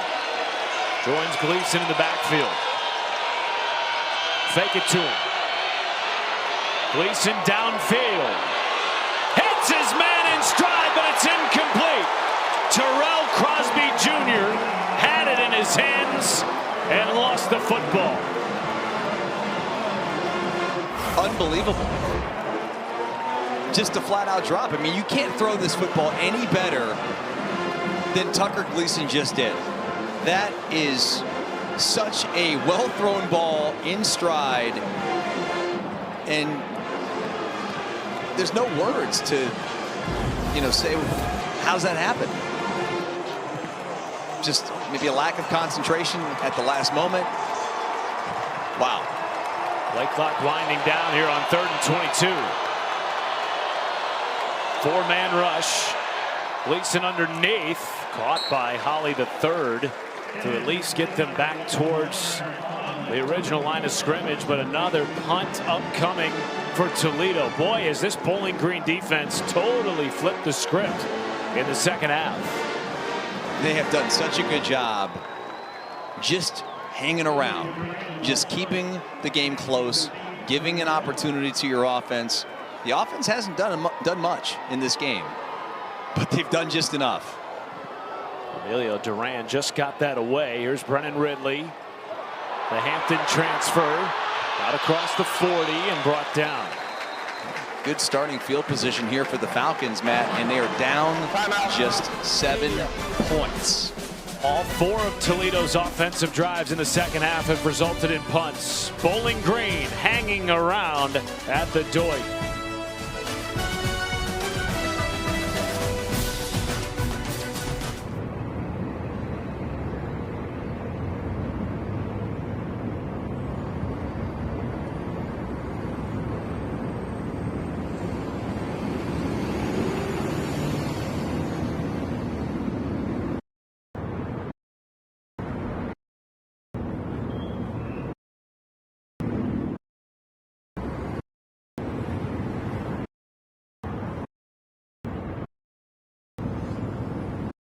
Welcome back to Bowling Green, Ohio, the 90th iteration of the Battle of I-75, and it started in a flurry for the Toledo Rockets, leading 21-zip, but that was their last score with 1:13 left in the first half.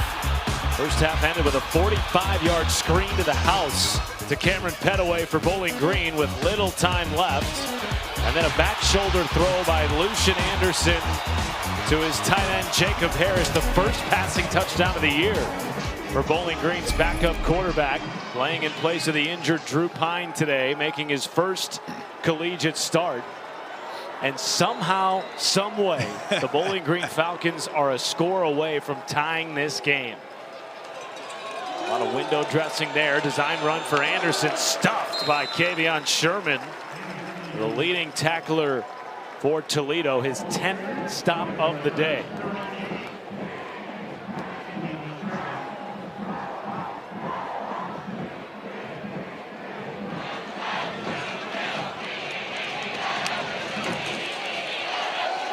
Anderson under pressure, took a shot. All kinds of hand fighting there in the secondary, no flags. And there is a flag down at the line of scrimmage. Late on the near sideline.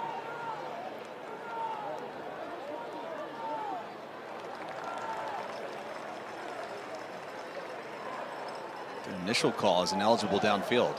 Ineligible receiver downfield. Offense, number 57, 5-yard penalty, 2nd down.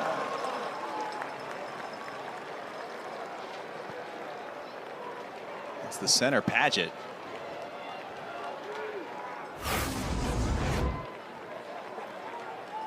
All right, the center, 57.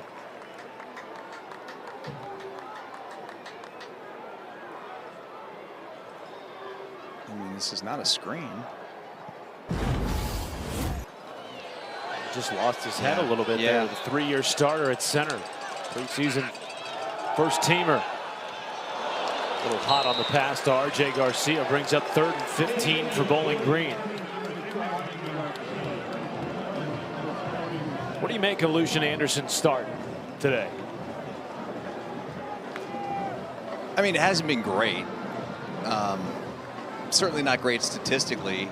He's done enough to keep him in the game. I mean, he hasn't made a critical error. He had the 1 interception, which they're trying to take a shot down the field, and I understand all that. So, hey, I'll tell you in about 10 minutes. Evades 1 tackle, but not the second from Kavion Sherman. What a day for the first-year starting linebacker, who was not even expected to start this year for Toledo, but got a chance in preseason camp due to an injury, and has just run with it for this Rockets defense. Yeah, he's been all over the field today for Toledo, and man, they've been playing between the 40s. Pretty much feels like the last, hour of real time, just trying to feel each other out, and something's going to have to give here. John Henderson to boot it away, almost had it blocked. Bryson Hammer waits for the fair catch at his own 19. A boot of 41 for Henderson, who's been a busy man this afternoon. Coming up at 7:30 Eastern on ABC and the all-new ESPN app, the final game of our ABC tripleheader. Number 10, Georgia, a 1-loss team, squares off against the Auburn Tigers in the Deep South's oldest rivalry. Eddie George knows a thing or two about playing in big rivalries. Former Ohio State Buckeye told us this rivalry between Bowling Green and Toledo, in his mind, is a top 5 rivalry in college football. Traynham straight ahead for a gain of 2. Well, Matt, this rivalry has a very, very close proximity. It's competitive, 43, 42, and 4. And they don't like each other. Flat out. I mean, this is a rivalry where they just don't like each other. And that's what makes it so special.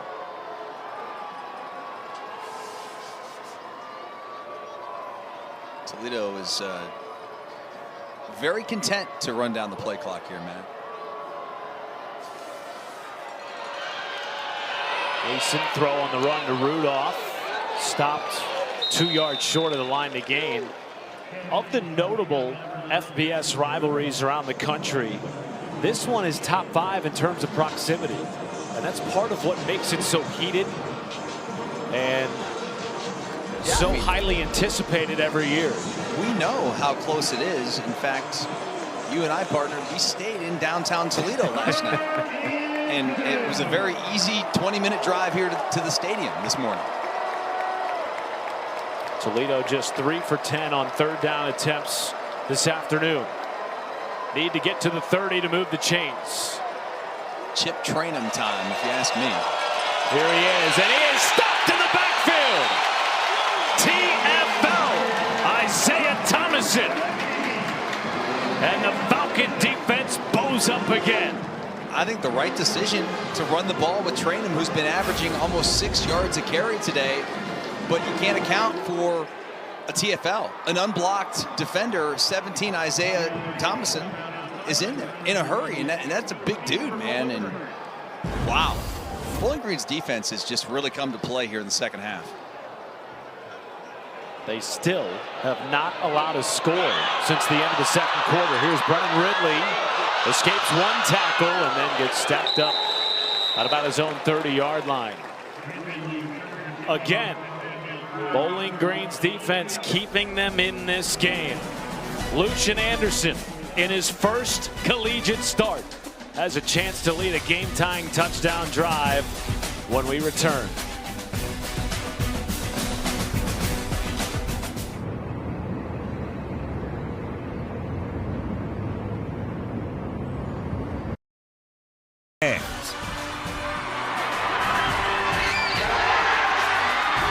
A memory that many Bowling Green fans hold dear in their hearts.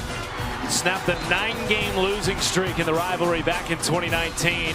It was Scott Loeffler's first year on the job. Since then, these two teams have split the last 6 years, 3-3. Here's Chris McMillan. He is tackled for a loss. Should Eddie George find a way to come back in this game as the first-year head coach for Bowling Green, he would be the 10th Bowling Green head coach to win their debut in this rivalry against Toledo. Pretty good company to be joining as well. Dwight Perry, Coach Meyer, Dave Clausen. Just mentioned Scott Loeffler as well. And I never thought that we would be talking about Bowling Green being down 7 points with 7 minutes to go and having football. There's some trickery. Garcia's going to throw it. Has Petaway open. He catches it in stride. There goes Petaway. Touchdown, Bowling Green.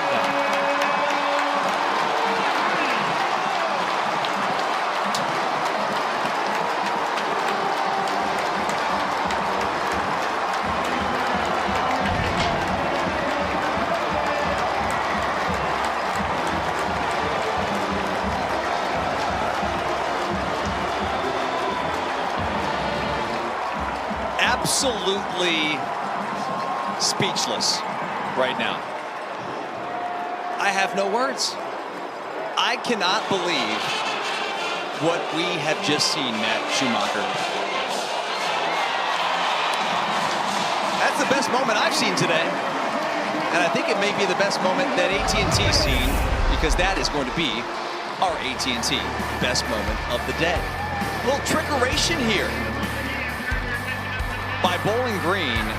R.J. Garcia to Cameron Petaway. Petaway's second long touchdown reception of the day.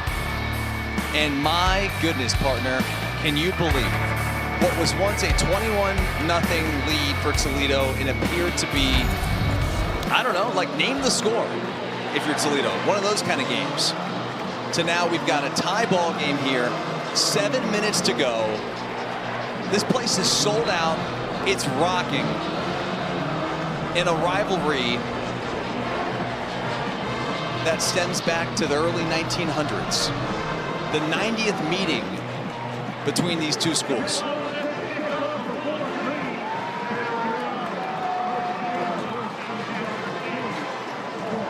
.21 unanswered for Bowling Green. Cameron Petaway's first 2 receiving touchdowns of the season have come in this game. One for 45 and that one for 73. We're tied up at 21 with 7:03 to play in Bowling Green, Ohio. Trayvon Rudolph cut down with a flag on the play. We'll wait to see what Marcel Kerr has to say. Going to back up Toledo here half the distance to the goal, Matt.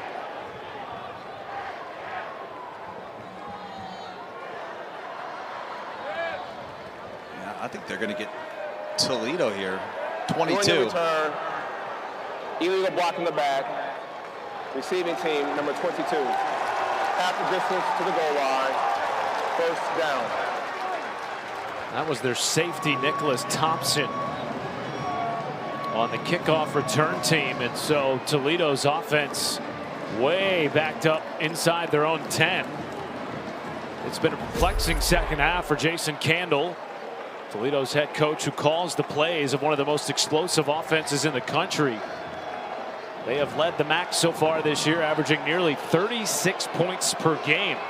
But they have been shut out since halftime so far this afternoon. And now they're backed up, Matt. And Toledo's defense is playing with a lot of confidence right now. There's Bowling Green's defense, that is. Excuse me. Kenji Christian, really no gain on that play. Evan Branch Haynes from the nose tackle spot. And Isaiah Thomason was in there as well. How do you get some momentum back on your side, given where you're at on the field and the time that's left if you're Toledo? I mean, it's a very simple answer to that question, Matt. And you got to get the football in the hands of number 2. You have to. He's the best player you have on your team. He's the player that the NFL scouts are calling about. Junior Vander Ross, he's in motion right there. You get him the football, period. Gleason hit as he threw. Ball on the ground. It is a recovery for Thomason on the goal line for Bowling Green.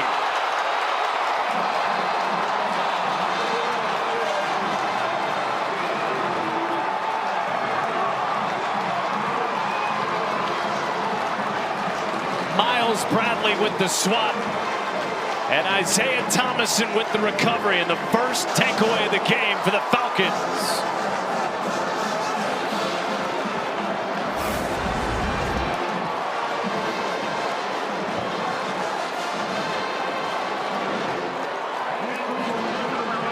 It's just an absolute beauty. Absolute beauty by Miles Bradley. And they're going to review this to see if Bradley was in the end zone, I believe. It looked to me like his knee wasn't quite down as he got the ball over the plane. Clearly a sack fumble. The question is, where was he when he got possession of the ball?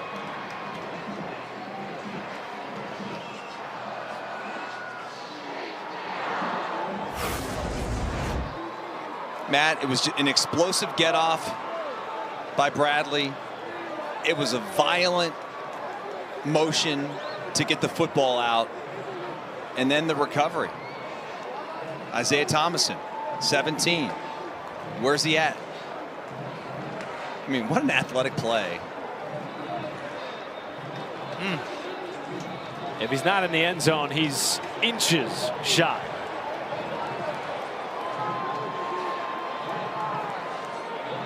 Regardless, what a swing for Bowling Green. Call on the field of a fumble recovered by the defense in the field of play. And we're going to spot the ball at the half yard.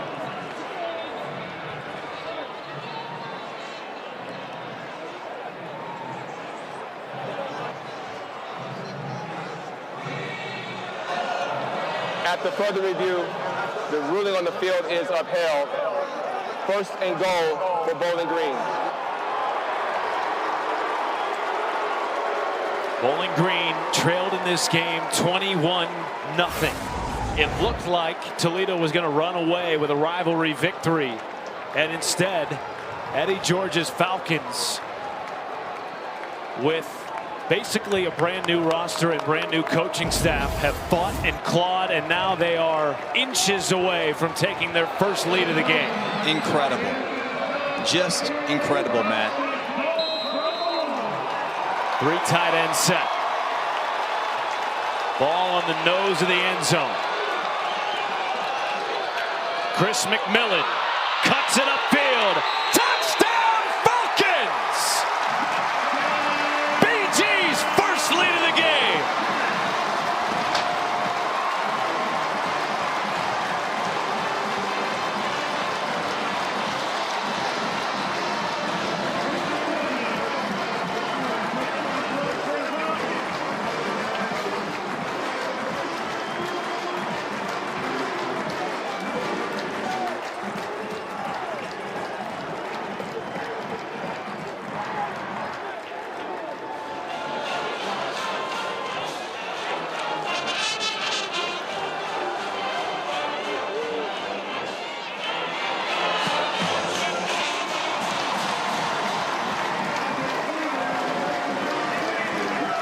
You said it, Dustin Fox, speechless. It's hard to put into words what we've seen transpire in this game. At one point, Eddie George's Bowling Green Falcons had 5 yards of total offense to Toledo's 170 in the first half, and boy, has this thing been flipped on its head. You know, I would typically say that I would be surprised. I've covered this conference for 13 years. This isn't a Tuesday night, though. You know, or a Wednesday night when anything crazy happens. I mean, this is Saturday afternoon, two good football teams, and it's like pure action. It is absolutely bananas what has transpired over the last 90 minutes here. And I'm going back to basically, I would say the final minute, Matt, of the first half, when it's 21-0, and we'll do a full recap here momentarily after this kick and break down all the insanity that has occurred. I am a little speechless right now.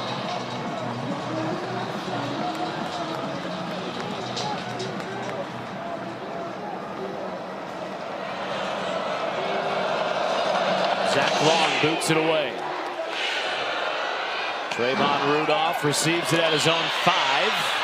Breaks it outside and crawls across the 20-yard line. Toledo came into this game the MAC favorite and a 2-score favorite, and it looked that way early. This touchdown pass at the end of the second quarter made it 21-zip. But then life, with 13 seconds left in the first half, Cam Petaway goes 45 yards on a screen, breaking tackles for a touchdown. That made it 21-7. Then Lucian Anderson, his first touchdown pass of the year, cuts into the deficit even more, finding Jacob Harris for his 3rd score of the season, and then some trickery. R.J. Garcia II finds Cam Petaway 73 yards to the house to tie the game at 21. And then it got even crazier. Bowling Green picks up their first takeaway of the game. Ends up on the 1-yard line, and they punch it in with Chris McMillan to take their first lead, Dustin Fox, with under 6 minutes to play. And look, somehow Toledo now, they have to respond. They have to remain calm. They have to show some composure here and channel these emotions into, you know, putting together a drive where they have to score. Heavy dose of Chip Traynham, like we've seen all afternoon. Traynham now up over 115 yards on the ground. MAC leading rusher to this point in the young season.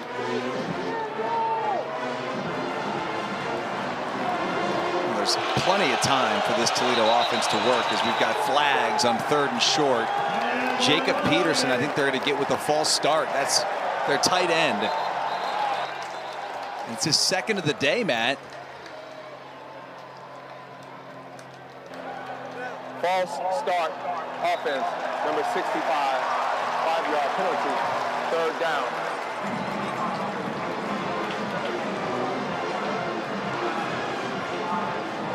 I think they got the wrong number, but go ahead, Matt. Doesn't it feel like Toledo has just become a shell of themselves as this game has gotten tighter and tighter, and now they trail for the first time?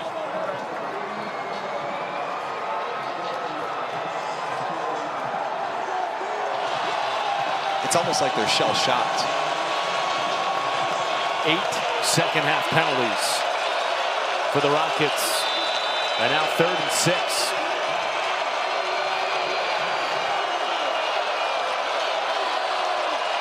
Vander Ross in motion. Pressure comes. Gleason evading. Vander Ross is open, or he was. Incomplete, and it's MJ Cannon, the transfer corner turned nickel, with the stop, bringing up 4th down. You have to punt the ball. I mean, it's 4th and 6. I'm blown away because Bowling Green's defense has played so well. They played lights out here, especially here in the second half. And Matt, Toledo, think about this. The penalty on the kickoff return, it set him back right to the 4-yard line. Now a penalty on this drive, another flag here again. The penalties have just absolutely crippled this Toledo football team today. False start off kicking team, number 38, 5-yard penalty, 4th down. It's tough to win any football game, let alone a rivalry game on the road when you can't get out of your own way.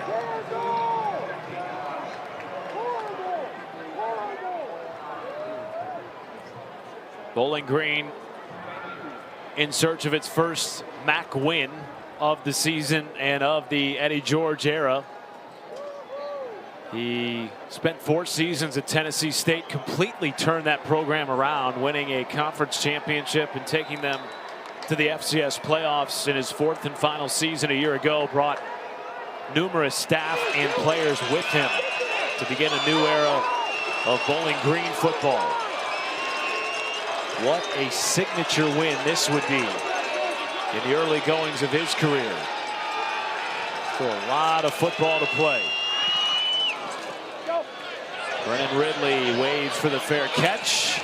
And it'll be Bowling Green football at the 35. And some extracurriculars after the play. Cameron Petaway getting into it with a couple of punt team members for Toledo. And you just referenced it. A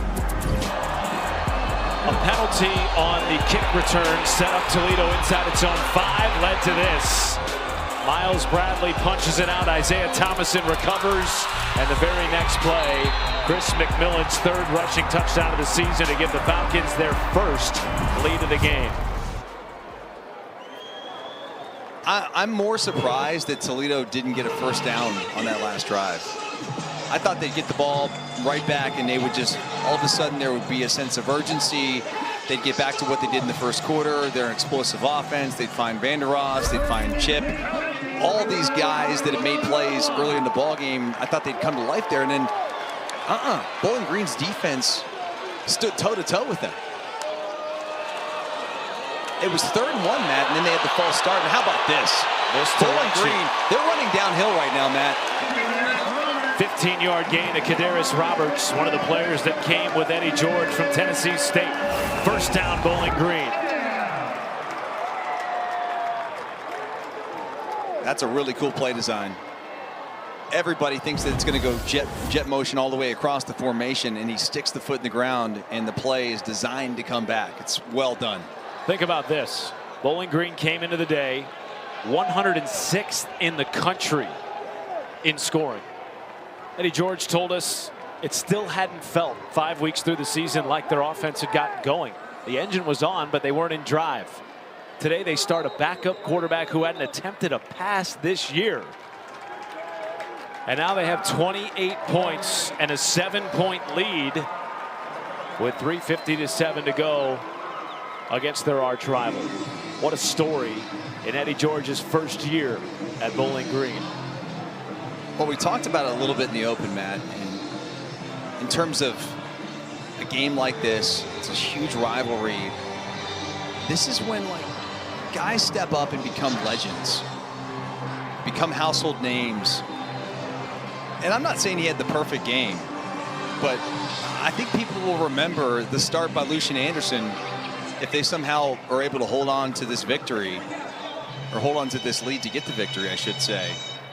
I mean, Lucian Anderson and Cameron Petaway, those two dudes. And I mean, you can name numerous dudes on defense that have played amazing today, but just incredible resilience to be in this ballgame. They shouldn't even be in the game the way this game started, Matt. Trailed 21-0 early. 28 unanswered.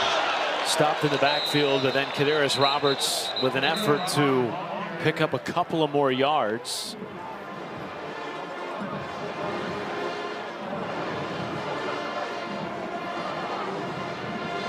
That is Allen Middleton, one of their wide receivers. He'll have to sit for a play. 2nd and 9.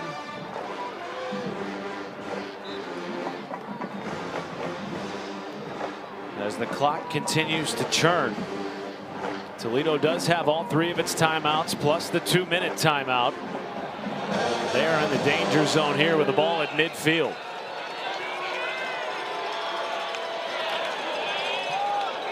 Heavy dose of the run. It's Chris McMillan making it 3rd and 6. Jason Candle electing not to call timeout here. I would not want to punt this football back to Toledo. if you can get anything close to making this a 4th and 2, I would consider going for it if you're Bowling Green. 3rd and 6, pick up 3-4 yards here. I'd be all about being aggressive and not wanting Tucker Gleason to have the football again with about 2 minutes.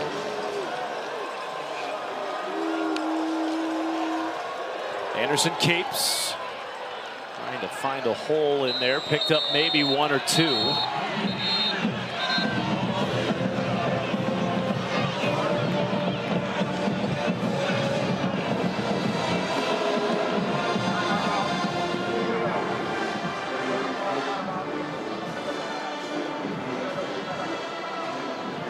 So Toledo calls timeout, gives Eddie George and his staff a chance to think about this, whether to go for it or punt it away. I wouldn't criticize either decision right here because it's 4th and 4. I think it's a little too far to go for it. But I'd also be concerned giving the football back to one of the best offenses. I mean, not obviously one of the best offenses in this conference, but they're just notoriously good. And we know what Tucker Gleason can do. So despite the fact that they've been essentially anemic the entire second half, you still would fear punting them the football here. Yes. Yeah. Well, Eddie George has yet to go for it on 4th down in this game, but it appears he's going to here on 4th and 4 with a lead. The one thing that gives you, some confidence here if you're Bowling Green is that your defense has played lights out. They have stifled him. Talking about Tucker Gleason. And you've got the lead. They're just going to try to draw him off sides, man. You get a 1st down. It's 4th and 4.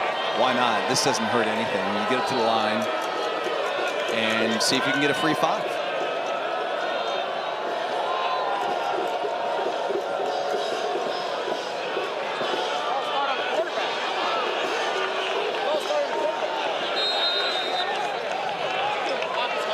Will be a delay of game on Bowling Green.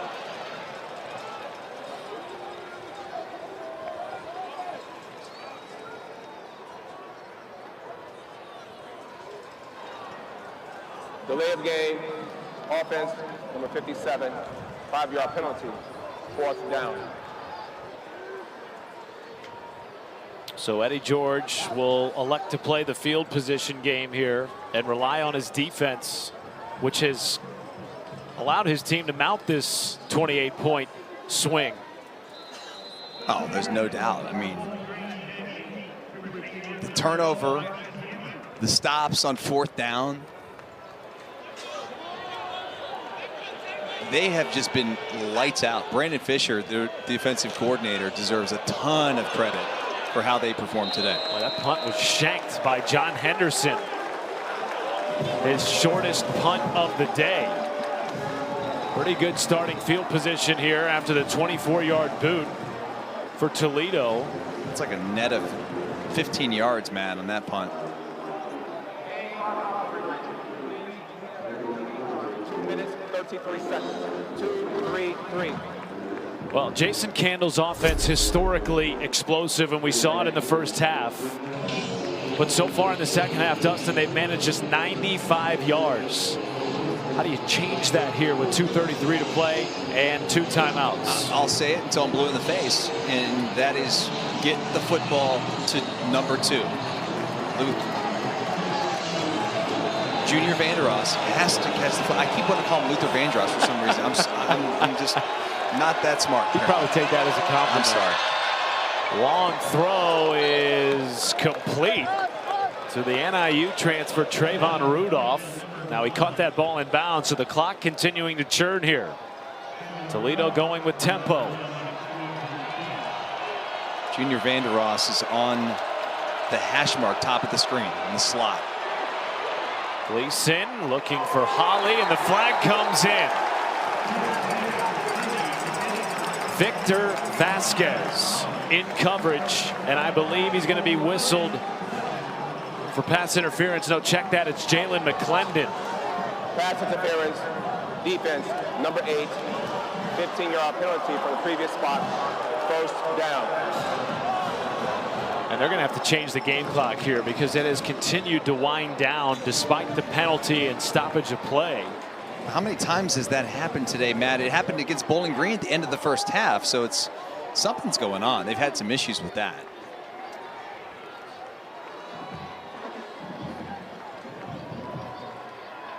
Tucker Gleason was pointing at the scoreboard. Game clock operator, please reset the game clock to 2:02. 2:02. Or put 17 seconds back on the clock. Well, yeah, it can't blow past the 2-minute warning. Well, if you're a BGSU fan, you're thinking, you're why not? thrilled, right? Yeah, absolutely. First down and 10, ball near midfield.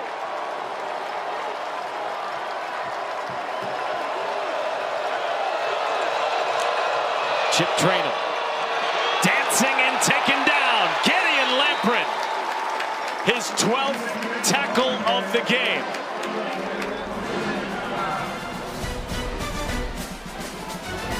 Two minutes left in the 90th meeting of the Battle of I-7.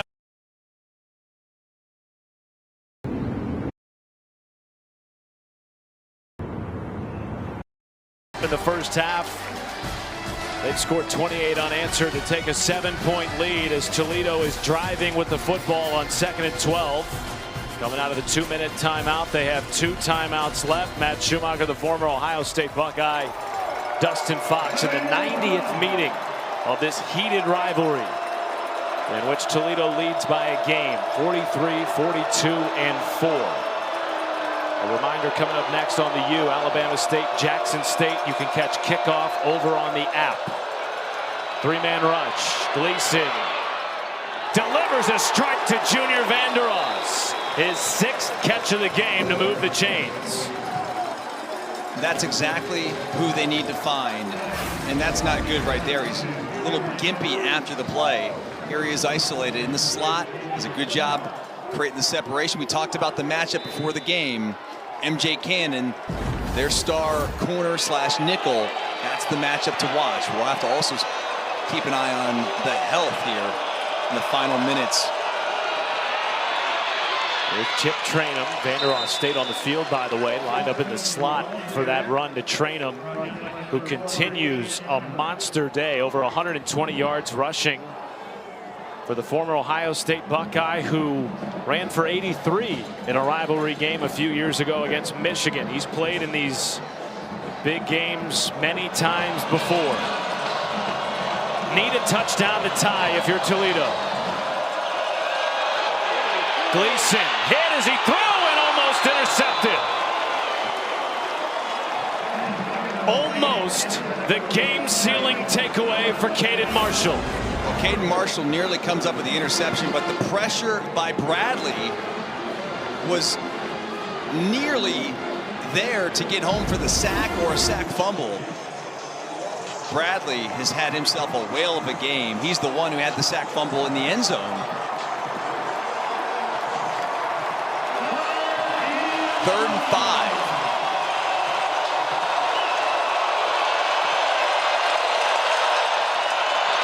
Gleason incomplete.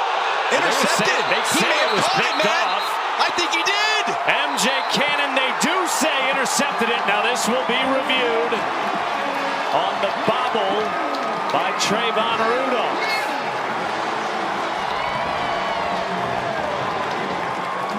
Matt, I think he intercepted the football.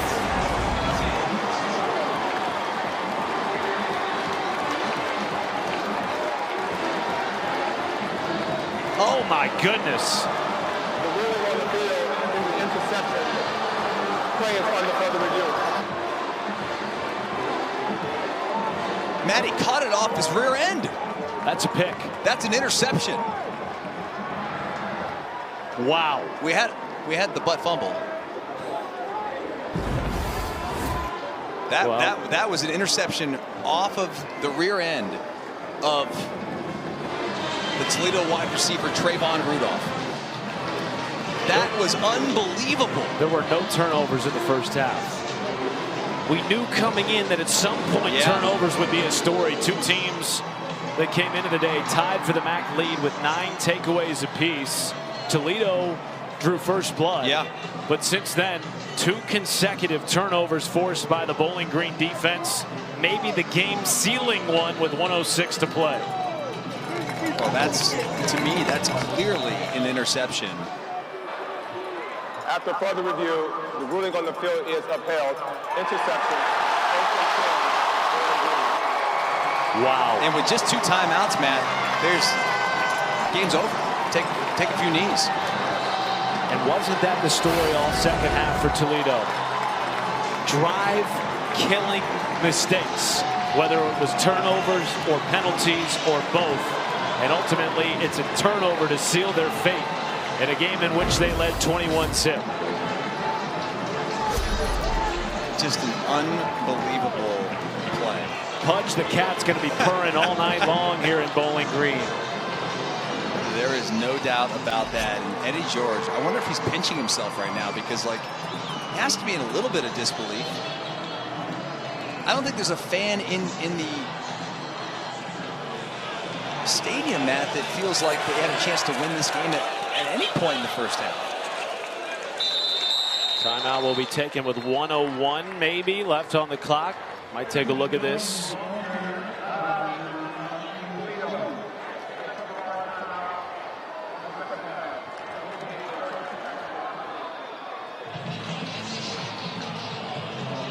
Well, Bowling Green came into this game off a bye, as did Toledo. But unlike the Rockets, they came in limping into this game. Not only literally with injuries, but also figuratively with back-to-back losses to Louisville and to Ohio. Eddie George so disappointed in his team's third-quarter execution. He won't be disappointed today in their third quarter of second-half execution. What a comeback. One for the ages in this rivalry. Well, rivalries are remembered for moments, Matt. And there's more than a handful from this game alone that Bowling Green fans are going to remember for a long time.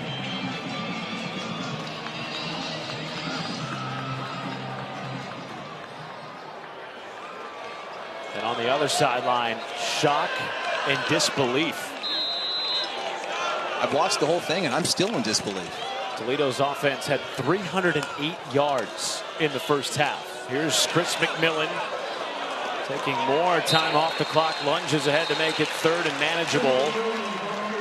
And a timeout Toledo, they're last.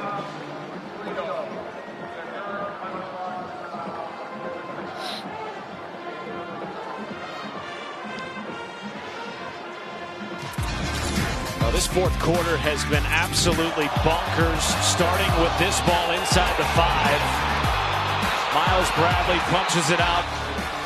And Isaiah Thomason with the recovery on the doorstep of the goal line. Chris McMillan punches it in for a touchdown.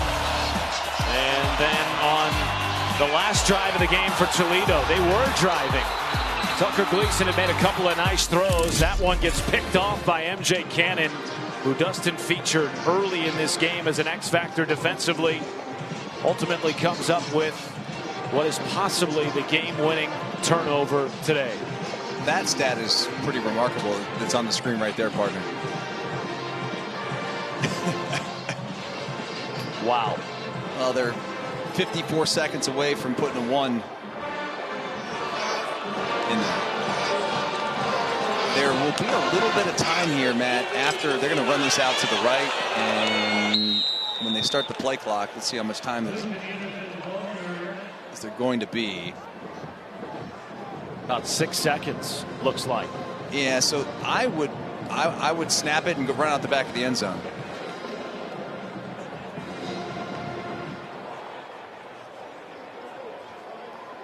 Maybe let this wind all the way down, call a timeout, talk about exactly how you want to execute what could be the final play of the game. Absolutely.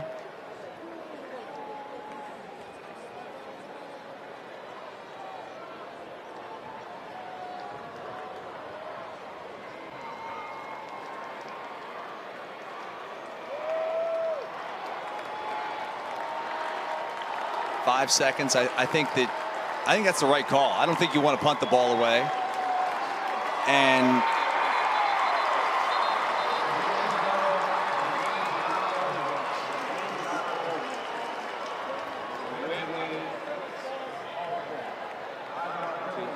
still 4th down. Game clock operator, please put 6 seconds on the game clock. 6 seconds. Well, Eddie George took Game over clock this will start program on the snap. with just 35% returning production. That was 130th out of 136 FBF teams. Correction. Toledo has declined the 5-yard penalty for the delay of game. And he's on the precipice of taking down a program that brought back 11 preseason All-MAC honorees. A program projected to win the MAC this year, the Toledo Rockets. 6 seconds away from tying this series at 43 apiece, and a potential field rush here at the Deutsch. They could also throw the ball up in the air as far as they can, or out of bounds or whatever, depending on how much time you can get off the clock before you launch the football. Just got to make sure all 6 come off that clock. Correct.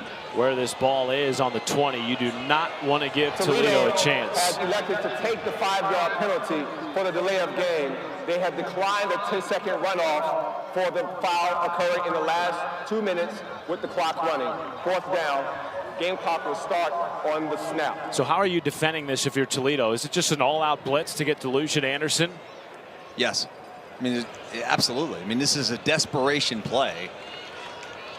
Bowling Green's not trying to do anything other than run the clock out. Here we go on 4th and 11. Anderson runs it away. Down to 3 seconds. 2 seconds. It's all over! Bowling Green mounts one of the biggest comebacks in this rivalry's history.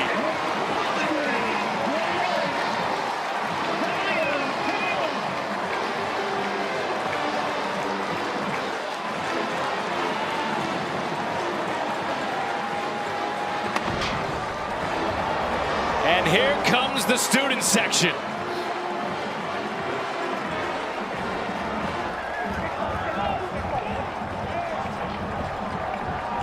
It's a foundational moment for the Eddie George era here at Bowling Green, Matt. It's a win for the ages.